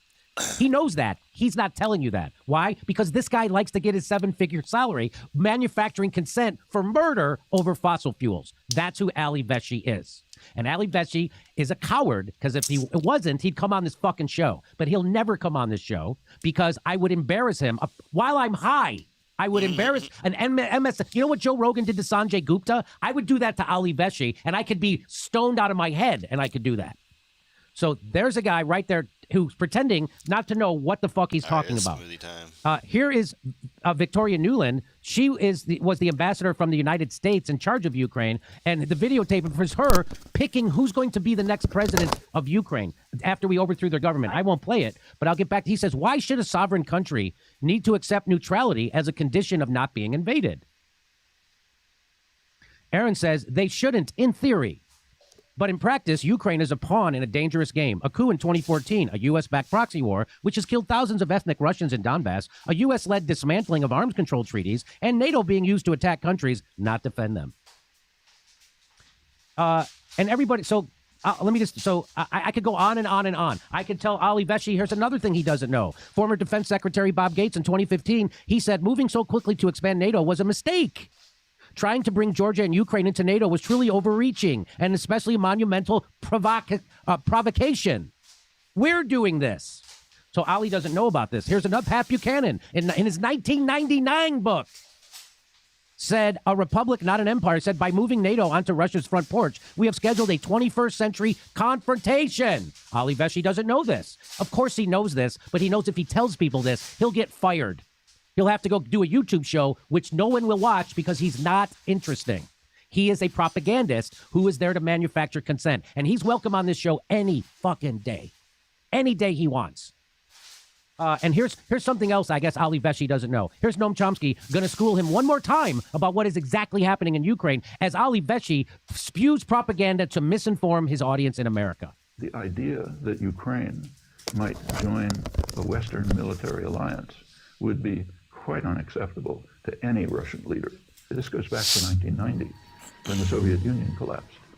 There was a question as to what would happen with NATO. Gorbachev agreed to allow Germany to be unified and to join NATO. It's a pretty remarkable concession, with a quid pro quo, that NATO would not expand 1 inch to the east That was the phrase that was used. So Russia has been provoked. Well, what happened? NATO instantly moved to East Germany. Then Clinton came along, expanded NATO right to the borders of Russia.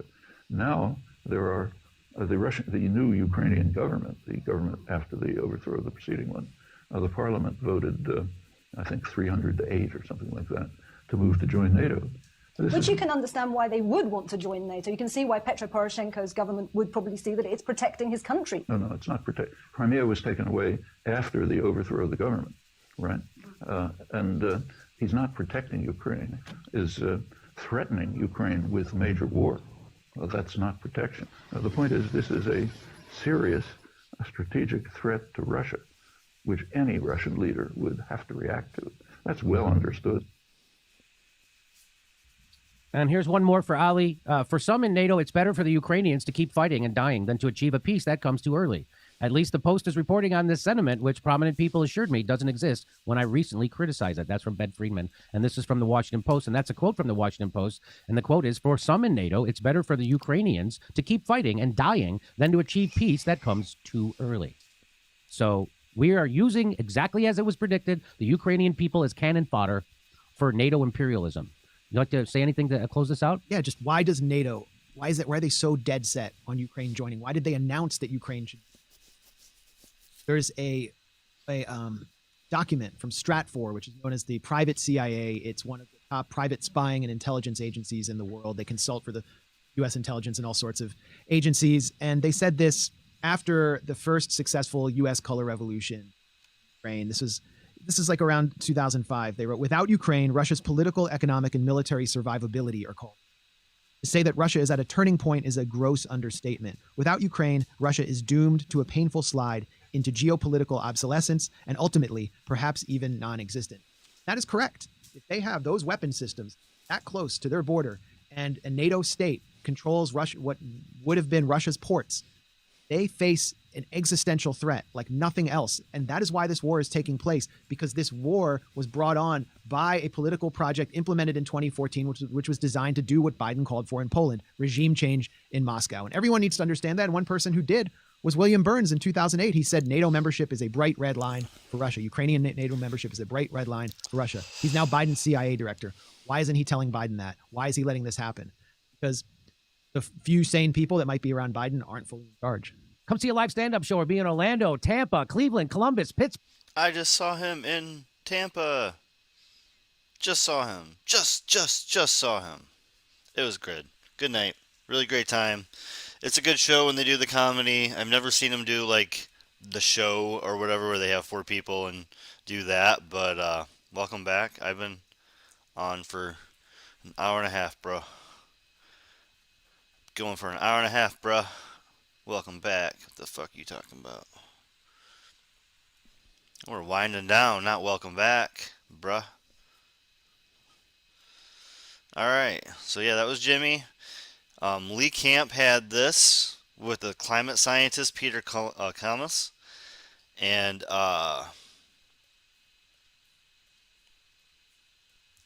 yeah. So I thought it'd be a good discussion to finish the show on tonight. Watch about half of this. Very large protest. I think over 1,000 scientists were involved, many arrested, trying to raise attention for the climate catastrophe, trying to demand a climate revolution, which I think is the terminology we need to adapt to, because that's kind of the only chance left. So I guess could you start by talking about those actions?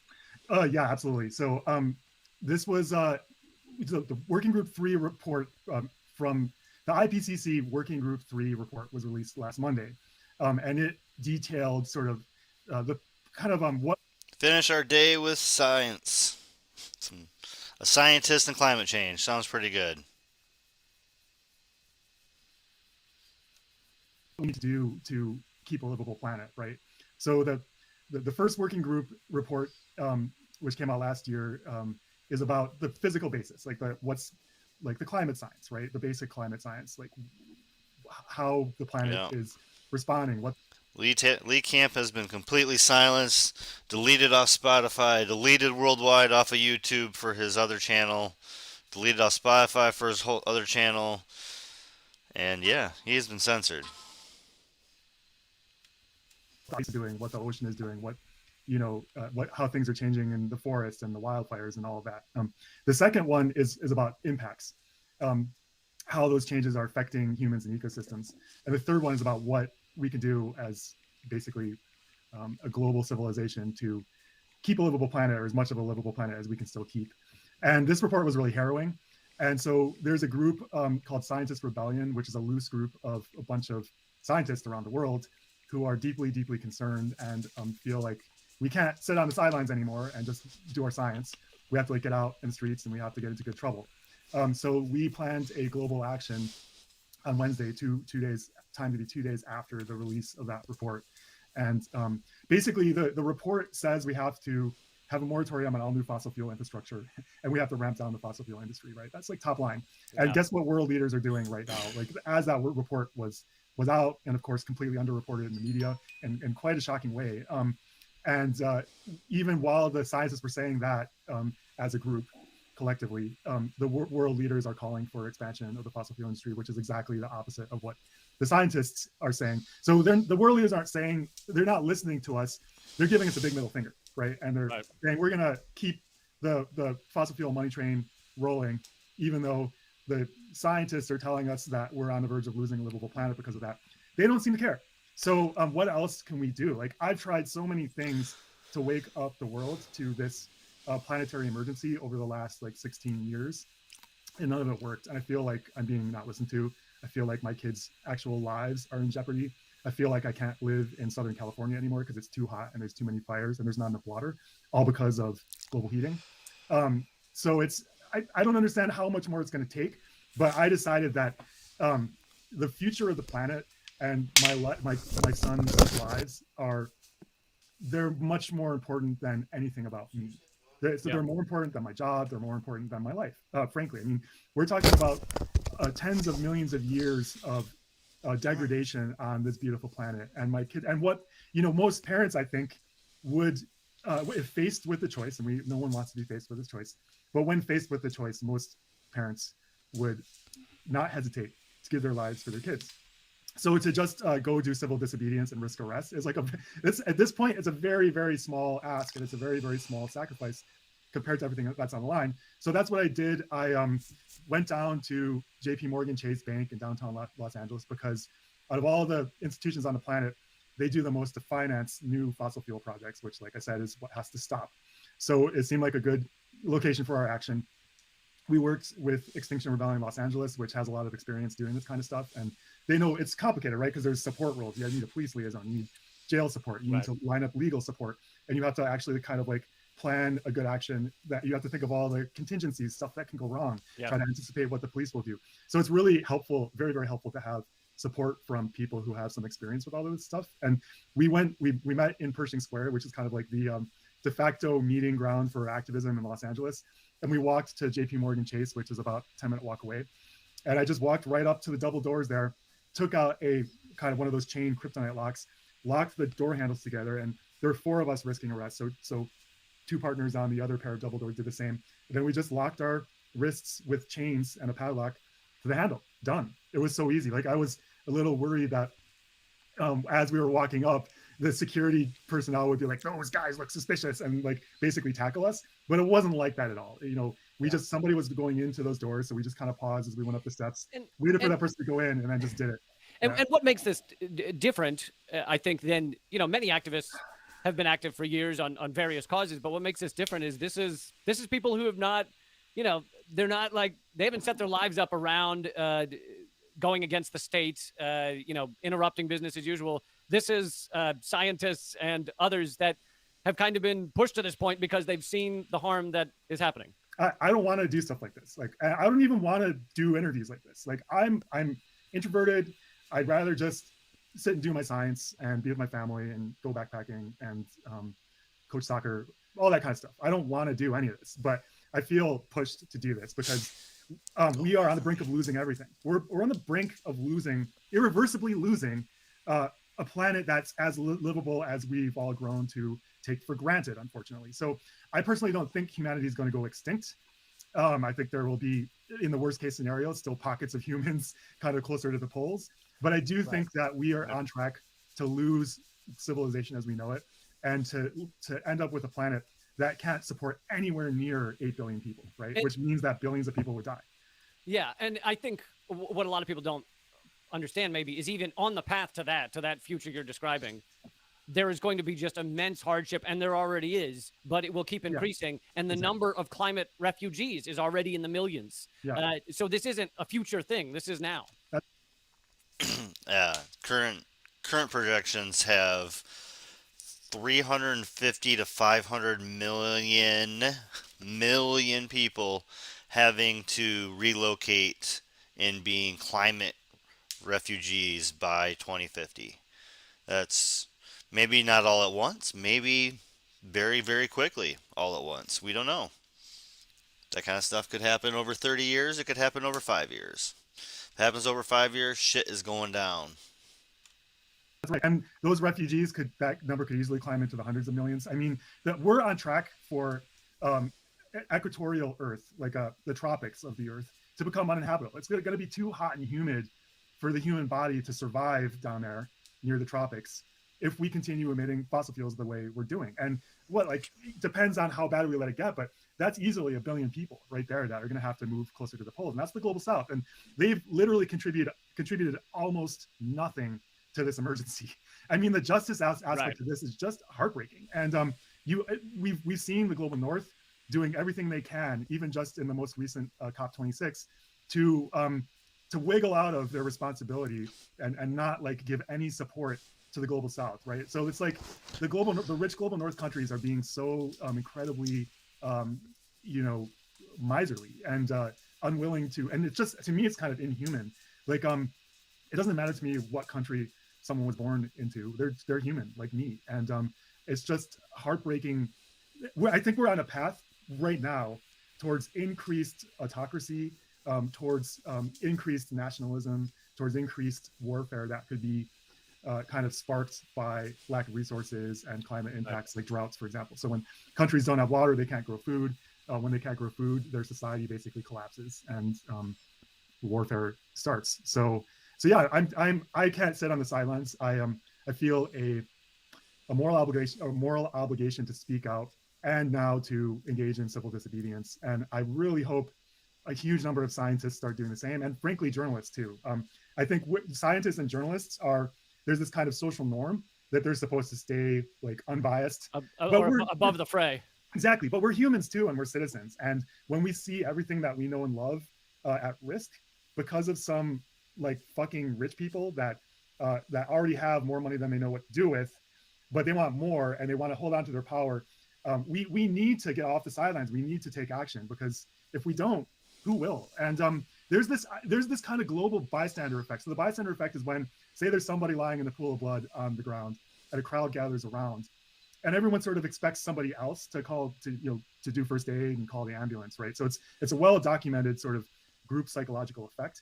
I think we're in a similar situation now, except our entire planet is the thing that's lying on the ground and bleeding to death right now. And the public is kind of in this deer in the headlights sort of mode, partly, I think, because they're looking to the experts, which are the scientists and the journalists. And most of the scientists and the journalists are doing this thing that's, in my opinion, at this moment in Earth's history, a mistake of trying to, act like, I don't know, they're trying to act like things are normal, but they're not normal. So everyone's like, what should we do? They're telling us there's a problem, but they're acting like it's normal. And so they're not, the public's not treating this like the emergency that it is. Well, and in terms of the journalists, they basically have ignored climate change for years now. And they do it for multiple reasons. One is because many of these outlets are funded by big oil. Another is because they just know that climate change articles or whatever don't get a lot of views or a lot of clicks. So if you're a writer who wants to impress your boss, you're not going to go after the topic that doesn't do well. So that's part of it. I do remember, I mean, and people, there's many people who like to say, oh, I'm so tired of hearing about climate change. But if you actually look at the numbers, MSNBC is not actually doing tons of climate change coverage. And I saw an amazing statistic the other day that when Bezos did his space stunt, where he went into almost space for 4 minutes rocket, that got more coverage. That got 212 hours of coverage or something total, which was like, and then for in 1 or 2 days, right? And then for the whole year, all the media of the world, like the major media of the world, I'm not sure how they measured it, but it was like apples to apples comparison, was like about 220 hours. So Bezos' space stunt in a couple of days got like almost as much media coverage as Climate Breakdown did in the whole year. It's crazy. Right. That's the insanity we live in. And you know, they did a study a couple of years ago, and you know, NBC News, like some of their flagship shows had like 1 mention or 2 mentions of climate change for the entire year. But President Biden, he barely mentioned it in his State of the Union. It was like I can see his speech where it's like, you know what, better just mention climate at least once. I mean, like, it's almost like telling us that they don't care about it. Like that, like paltry mention is almost worse than just not mentioning it, because you know like how that conversation went down. Yeah. Biden has done less than nothing on it. Just as those of us who were paying attention during the primaries knew that was the thing. Biden does everything except for freaking deny it. Like, I'm surprised Biden hasn't denied it. But I guess he's been around long enough he can't. Ooh.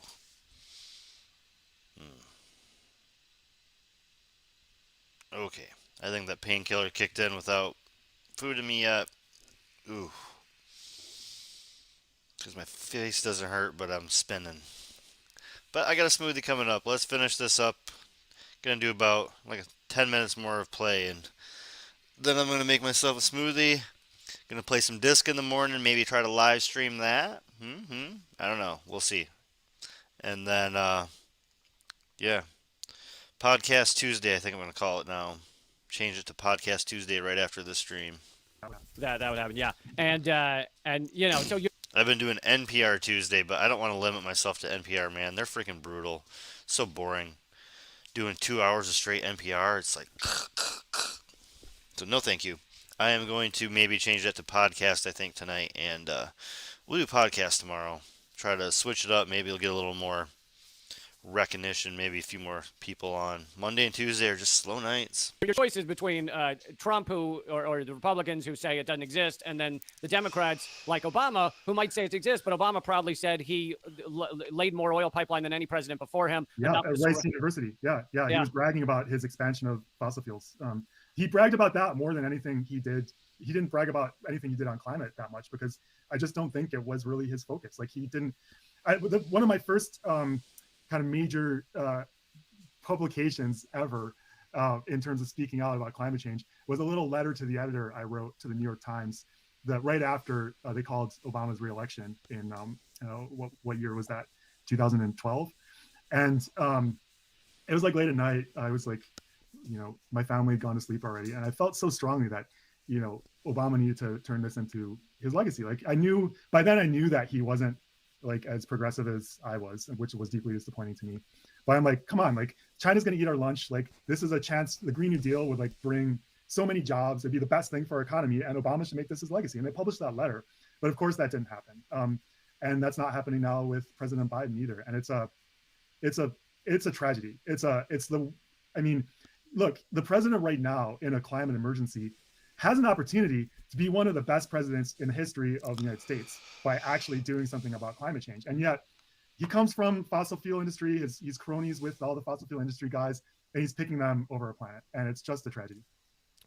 So let's talk a little about the actual science. Like, what is it that we aren't getting from our mainstream media? What little we do get about the science that people need to know. And, it is amazing that even people that I would consider left-wing, many of them are like, they still fall into either the science is still out or that kind of garbage. And it kind of blows my mind.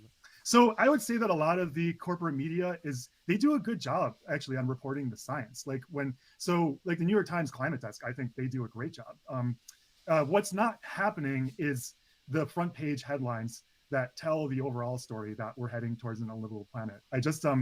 I had a tweet go viral a couple of days ago after I got back from jail. Basically, I finally found some time to tweet this thing that the LA Times did on Tuesday, the day after the IPCC report. They had this little, they call these little things on the bottom right of the front page reefers that are like the stories that didn't make it to the front page, but like are in like on page 3 or 4 or whatever. So they had one of those in the bottom right of the bottom fold of the front page of the LA Times that was like, Earth on track to become, quote, unlivable. Right. It's a says little thing report. in the corner. Yeah. Yeah. And then it was like world A3. And I just thought that was like the most don't look up moment that I'd ever kind of seen. Like it was just so over the top. And then you get actual climate denial, like you pointed out. So this, for some reason, this always seems to happen in England. I don't know what it is about the BBC and the LBC and like Good Morning Britain, these major British shows. Okay, first of all, climate activism is a lot more punk in England than it is here. Like it's really hard to get activists out in the streets in the United States. But in England, they come out in great numbers and they do things like block roads and they inconvenience the people trying to get to work and stuff.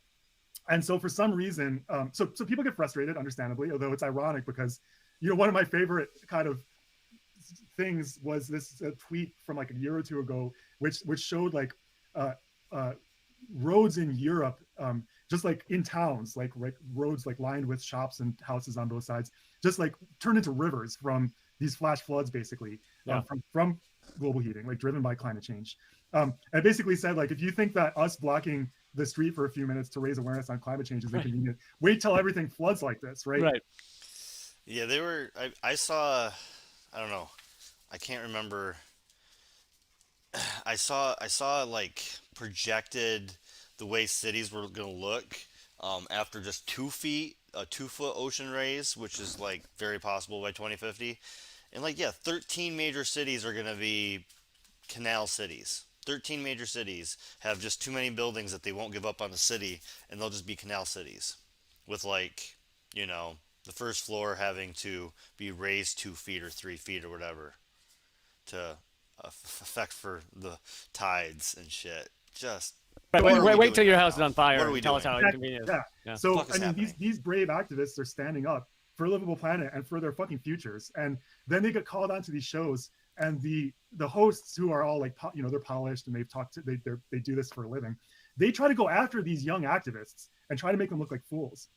But these activists they're brilliant, and they stand up to it, and they turn it right around on the host. So there's these, like, you can find these videos on Twitter of like these British kind of older always male talk show hosts being just like taken down by these like young activists with like face piercings and stuff, who just stand up to them and don't take any of their shit and like reveal to them what they are, is like kind of leading. Basically, it's very, very hard to have. Okay, let me take a step back and talk about creative change. All right, so we have a fossil fuel industry which is incredibly rich, one of the richest industries in the history of humanity, which for like a tiny fraction of their money they can buy politicians. It's like it's for them, it's like they might as well, like, should I go to the store and buy a jar of peanuts, or should I buy this congressperson, right? Like, it's all the same to me. It costs about the same, right? So we're arrayed against this incredibly powerful, rich group of people that doesn't want climate action, and they've purchased our politicians. They've purchased a lot of the media, and it's incredibly hard to build. We need I don't think that the people in power now are going to voluntarily relinquish their power and money, because we need to transform everything about society. We certainly need to you need to redistribute wealth to solve this problem, because you can't just let the price of gas go through the roof. The working class people who aren't being told the truth by the media will rebel, right? They'll say, I can't even get to my job. I can't feed my kids. What the hell? So you need to basically have policies in place so that as you ramp down the fossil fuel industry, you protect the working class. And that's fundamentally redistributive in terms of wealth. So I don't think that the people in charge are going to go for that voluntarily. So the only other option to save the livability of our planet is to create a movement that crosses parties, that involves the working class, involves like every part of society, which is stronger than the fossil fuel industry.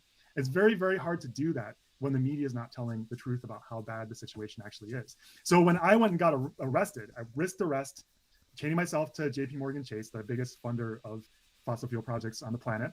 And after about 4 hours, I was indeed arrested, along with 2 other scientists and an engineer. And guess how much reporting by the mainstream corporate media there was of climates, and this was in solidarity with other actions around the world. How much reporting by the corporate mainstream media was there that climate scientists, the people who know the best, are getting so desperate by the inaction of world leaders that they are risking arrest? There was zero. Okay, so was not in the New York Times, was not in USA Today, wasn't even in the LA Times. And LA Times offices are about a block away, right? It wasn't. Yeah, and it's not like, how's that not a story? How's that not a fucking story? How is somebody not jumping on that and making it a story? Like, Wait, so it wasn't even in the Guardian. So the Guardian published an op-ed I wrote, which was great. So I love their opinion. Their opinion desk is they're doing God's work over at the Guardian. But it wasn't worthy of the reporters to write a kind of a news piece about the event, even for the Guardian. So I don't really know what it's going to take. But I think that the average citizen should be extremely concerned when climate scientists are so desperate that we're willing to risk arrest, and the mainstream corporate media is not even willing to tell that story, because it makes it, and they know this, right? The people in charge know this. It's it's infinitely harder to start a movement that can stand up to that's strong enough to stand up to the fossil fuel industry if people don't understand that the entire planet and everything that they love is at risk. And that's the top line story that's not being told. Like, they'll do a great story about like coral reefs, or they'll do a great story about some new study that comes out about this or that, and that's great. But they're giving little pieces of the elephant, but they're refusing to report the main story, which is that the entire planet is at risk. I did see one in USA Today. I did see one article about, let's see, how it's the end of the world, but they had to couch it in like a bizarre humor column that's like completely unfunny in like multiple ways. But it's just it's a humor column about how we did it, we destroyed the planet, and you're like, well, I guess that's better than nothing. But it's like they can't actually do the legit reporting on this topic. Here, I'm going to go to my can you get to my Twitter? I'm going to retweet that so it's at the top, so it's easy for you to find, the one about the LA Times, just so you can see it. Hold on. Can you do that, or is that too hard? No, it's fine. It's just twitter.com/Peter Kalmus. No, /ClimateHuman. Oh, Climate Human. Okay, coming back to. All right, this is like real time. Yeah. We're like delving into Twitter and a live show. Which one do you? Oh, the Tiny Earth on Track. Yeah. The one I just retweeted. So it should be at the second thing down, like after my pin tweet. Okay.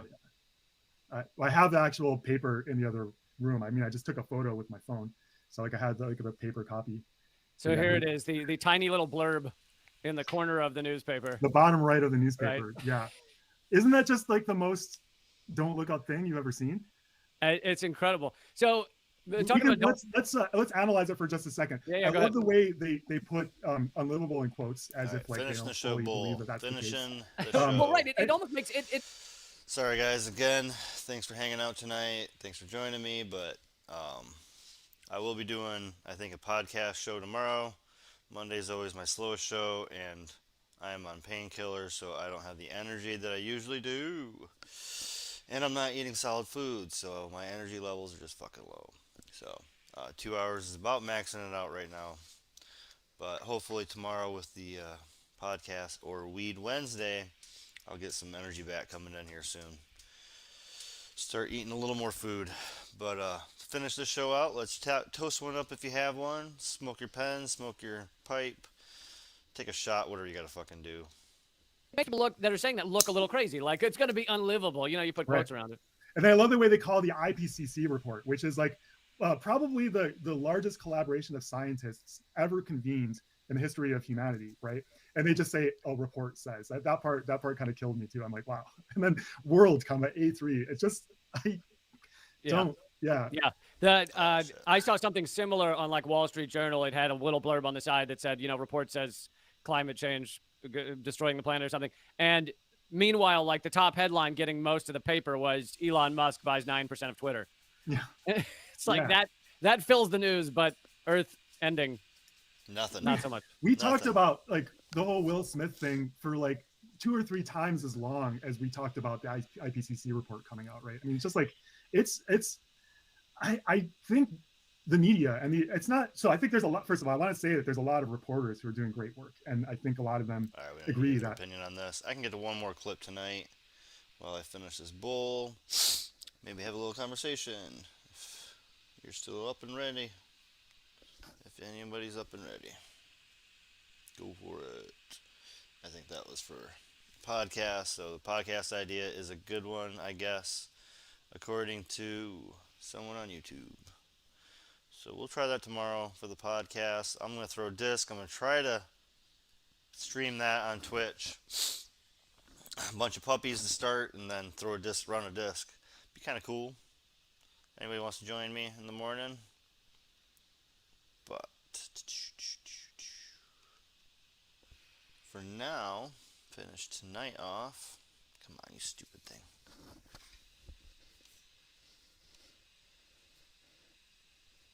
Do not love this. Let's see here.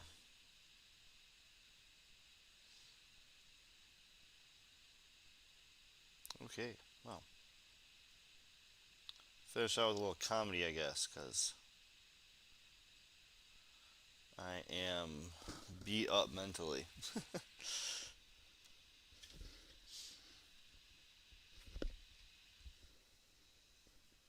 But we've got to come to some new Bill Hicks. ideas about life. Okay, I'm not being facetious. Bill Hicks is the comedy. We're gonna finish out. Smoke.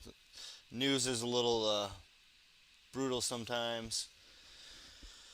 Oh. So we're gonna finish out with a little comedy, or at least take a break with some comedy. I don't know.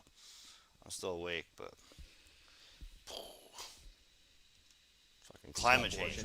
Good break. Does your resume look like this? This is not a great. All right, after the break, I did want to do one thing on crypto today. So the MMT crypto, is it in conflict? I'm not going to guess this is the MMT Monday, I'm assuming. I'm going to guess this is just Ron Pacone. But Ron Pacone has been doing a lot on MMT. Very important subject nowadays. It explains inflation. If you don't tax the money when you send it out there, if you're not sending out taxable money, it's inflation is going to happen. And they gave a bunch of money to a bunch of hoarders, a bunch of billionaires, and inflation happened just like fucking MMT explains. But nobody listens, nobody cares, so we are where we are and we're still discussing it. And hopefully Ron has a little something on that. And I'm going to finish the show off with Ron because I have nothing else to go over today. Right, here we go. This is that moment of truth. Let me make sure everything's locked and loaded. Jeffrey Epstein. YouTube, I think you're awake. MMT Monday. The economy doesn't automatically create inflation. There are other factors at play. So we could create currency responsibly and never have to face the, quote, we can't afford this argument, because it's a nonsense argument. Because guess what? We create our own currency. We have all the ingredients. This is a great show, guys. That's what MMT Monday. They do it once a month. These two talk about MMT and other issues, and every week they give a couple minutes thing. If you go back, it's a podcast. If you go back a little ways, every week they go over what MMT is in brief, and then they add on to it. So if you just check out Ron's shit, like, you can literally learn about MMT in like a 3-week segment, or Stephanie Kelton, just check out like a 2-hour interview with her, and you'll get it. You'll get it. Knowledges. Jeff, would you like to add anything before we continue? I will just say that the government and national government of countries such as the US and UK and all that, Australia and Japan and Canada, can only spend. It is not possible for them to spend except by creating more money. And that logically extends to changing everything. Absolutely everything. Collecting taxes is nonsense. Borrowing from China is nonsense, and on and on and on. I'll leave it there. Cheers. So we're talking today about cryptocurrency and MMT. So I'll tell you what spawned this idea is there was this guy once who I had I think it was you, actually. I'm assuming it was you, because you're usually who I talk about MMT with, like 90-some% of the time. And so I had you on. And then I had a crypto guest on to, just talk about it. And this person freaked out, and they were just like, these are opposite ideas, and I can't be here. And I think they boycotted the show because, whenever you hear an idea that you don't like on any podcast, you should boycott it forever immediately. Otherwise, you're not cool on Twitter. Wow. I preach the opposite. I think you shouldn't cancel people. If you only have a couple issues in overlap, if you only have a couple issues that you can, talk about, fucking unite on those. Don't fucking cancel people. Man, if I canceled everybody that I don't get along with, I wouldn't talk to anybody. Anybody. But, so I think that's what this person did. And they said that there are ideas that are completely in conflict. And first of all, quick side note, This is my show where I talk to people who have different ideas all the time. I talk to people who Which is why I listen to Ron, which is why I'm excited to listen to Ron, because he does shit very level-headed, and he tries to get information out of people who are maybe different opinion than him. It's good shit. agree with. I talk to people who I don't agree with, and that's what I do. If I only talk to people who I agree with on everything and have all the same ideas, that wouldn't really be a show. It'd be a cult. I'm not really interested in running a cult. Not this week, anyway. Maybe next week. I don't know. But in the meantime, not running a cult. So, but I kind of thought about that thing, like, oh, are they totally in conflict? And I can kind of see it. So first, let's start. Like, I can kind of see it from all angles. I would say the short answer. I would say no. They're not. They're not totally in conflict. But they are different. And one is the theory that goes around the creation of currency. The other is decentralizing currency. Cryptocurrency is basically it is a currency that revolves around what is called a blockchain. So it is a digital asset kept on the blockchain and monitored accordingly. And it is to an extent decentralized. And that's what cryptocurrency is. So let's start with just the question itself. Jeff, would you say that they are in conflicts, simpatico, a little bit of both? Well, before I answer that, I need to. I'm not an expert on this at by any extent. I did an interview on it. I've done some reading on it. Yeah, so I just want to be clear. I'm not like an expert on this. I know some basics about it enough, I think, that we can have an interesting conversation. But I just want to be clear about that. MMT is a theory about how money is created and moves through the economy and then dies. Right. And Bitcoin and cryptocurrency is a specific kind of asset, a specific kind of commodity.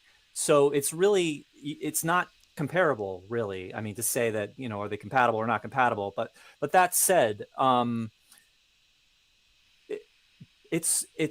there's no, I mean, MMT doesn't have a problem with Bitcoin. I mean, it's just it is an asset. Some MMT people would disagree with what you just said, I think. I don't, but I think some would. No, I don't think. I think I'm accurate with the MMT view as far as Bitcoin itself is not a problem in any way. It's something that people get lucky in. If you are lucky enough and do your research enough and you get out when you need to get out enough, there is nothing wrong with investing in Bitcoin. You can get rich if you're lucky. There's nothing wrong with that. There's nothing incompatible with that. The problem comes in where Bitcoin is conflated with something that is compatible with in any way the money that the government creates, that money that national governments create. They're just not the same thing. They're simply not the same thing. Bitcoin it was designed from the ground up to be a finite substance, to have 21 million coins total, by whatever 100 years from now or whatever it is. It is a finite physical substance in digital form, where that is very different from the government creates money, taxes money, deletes money. The population grows, and so more money is needed. It might be 100 years, but the next two halvings are pretty much going to be. It's going to be very much a trickle for the rest of the. The next two halvings are going to be massive. So, I understand that much.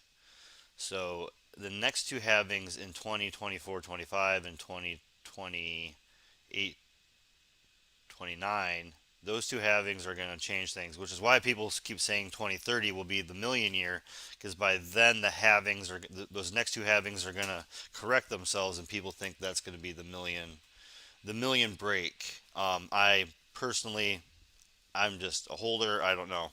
I haven't invested anything.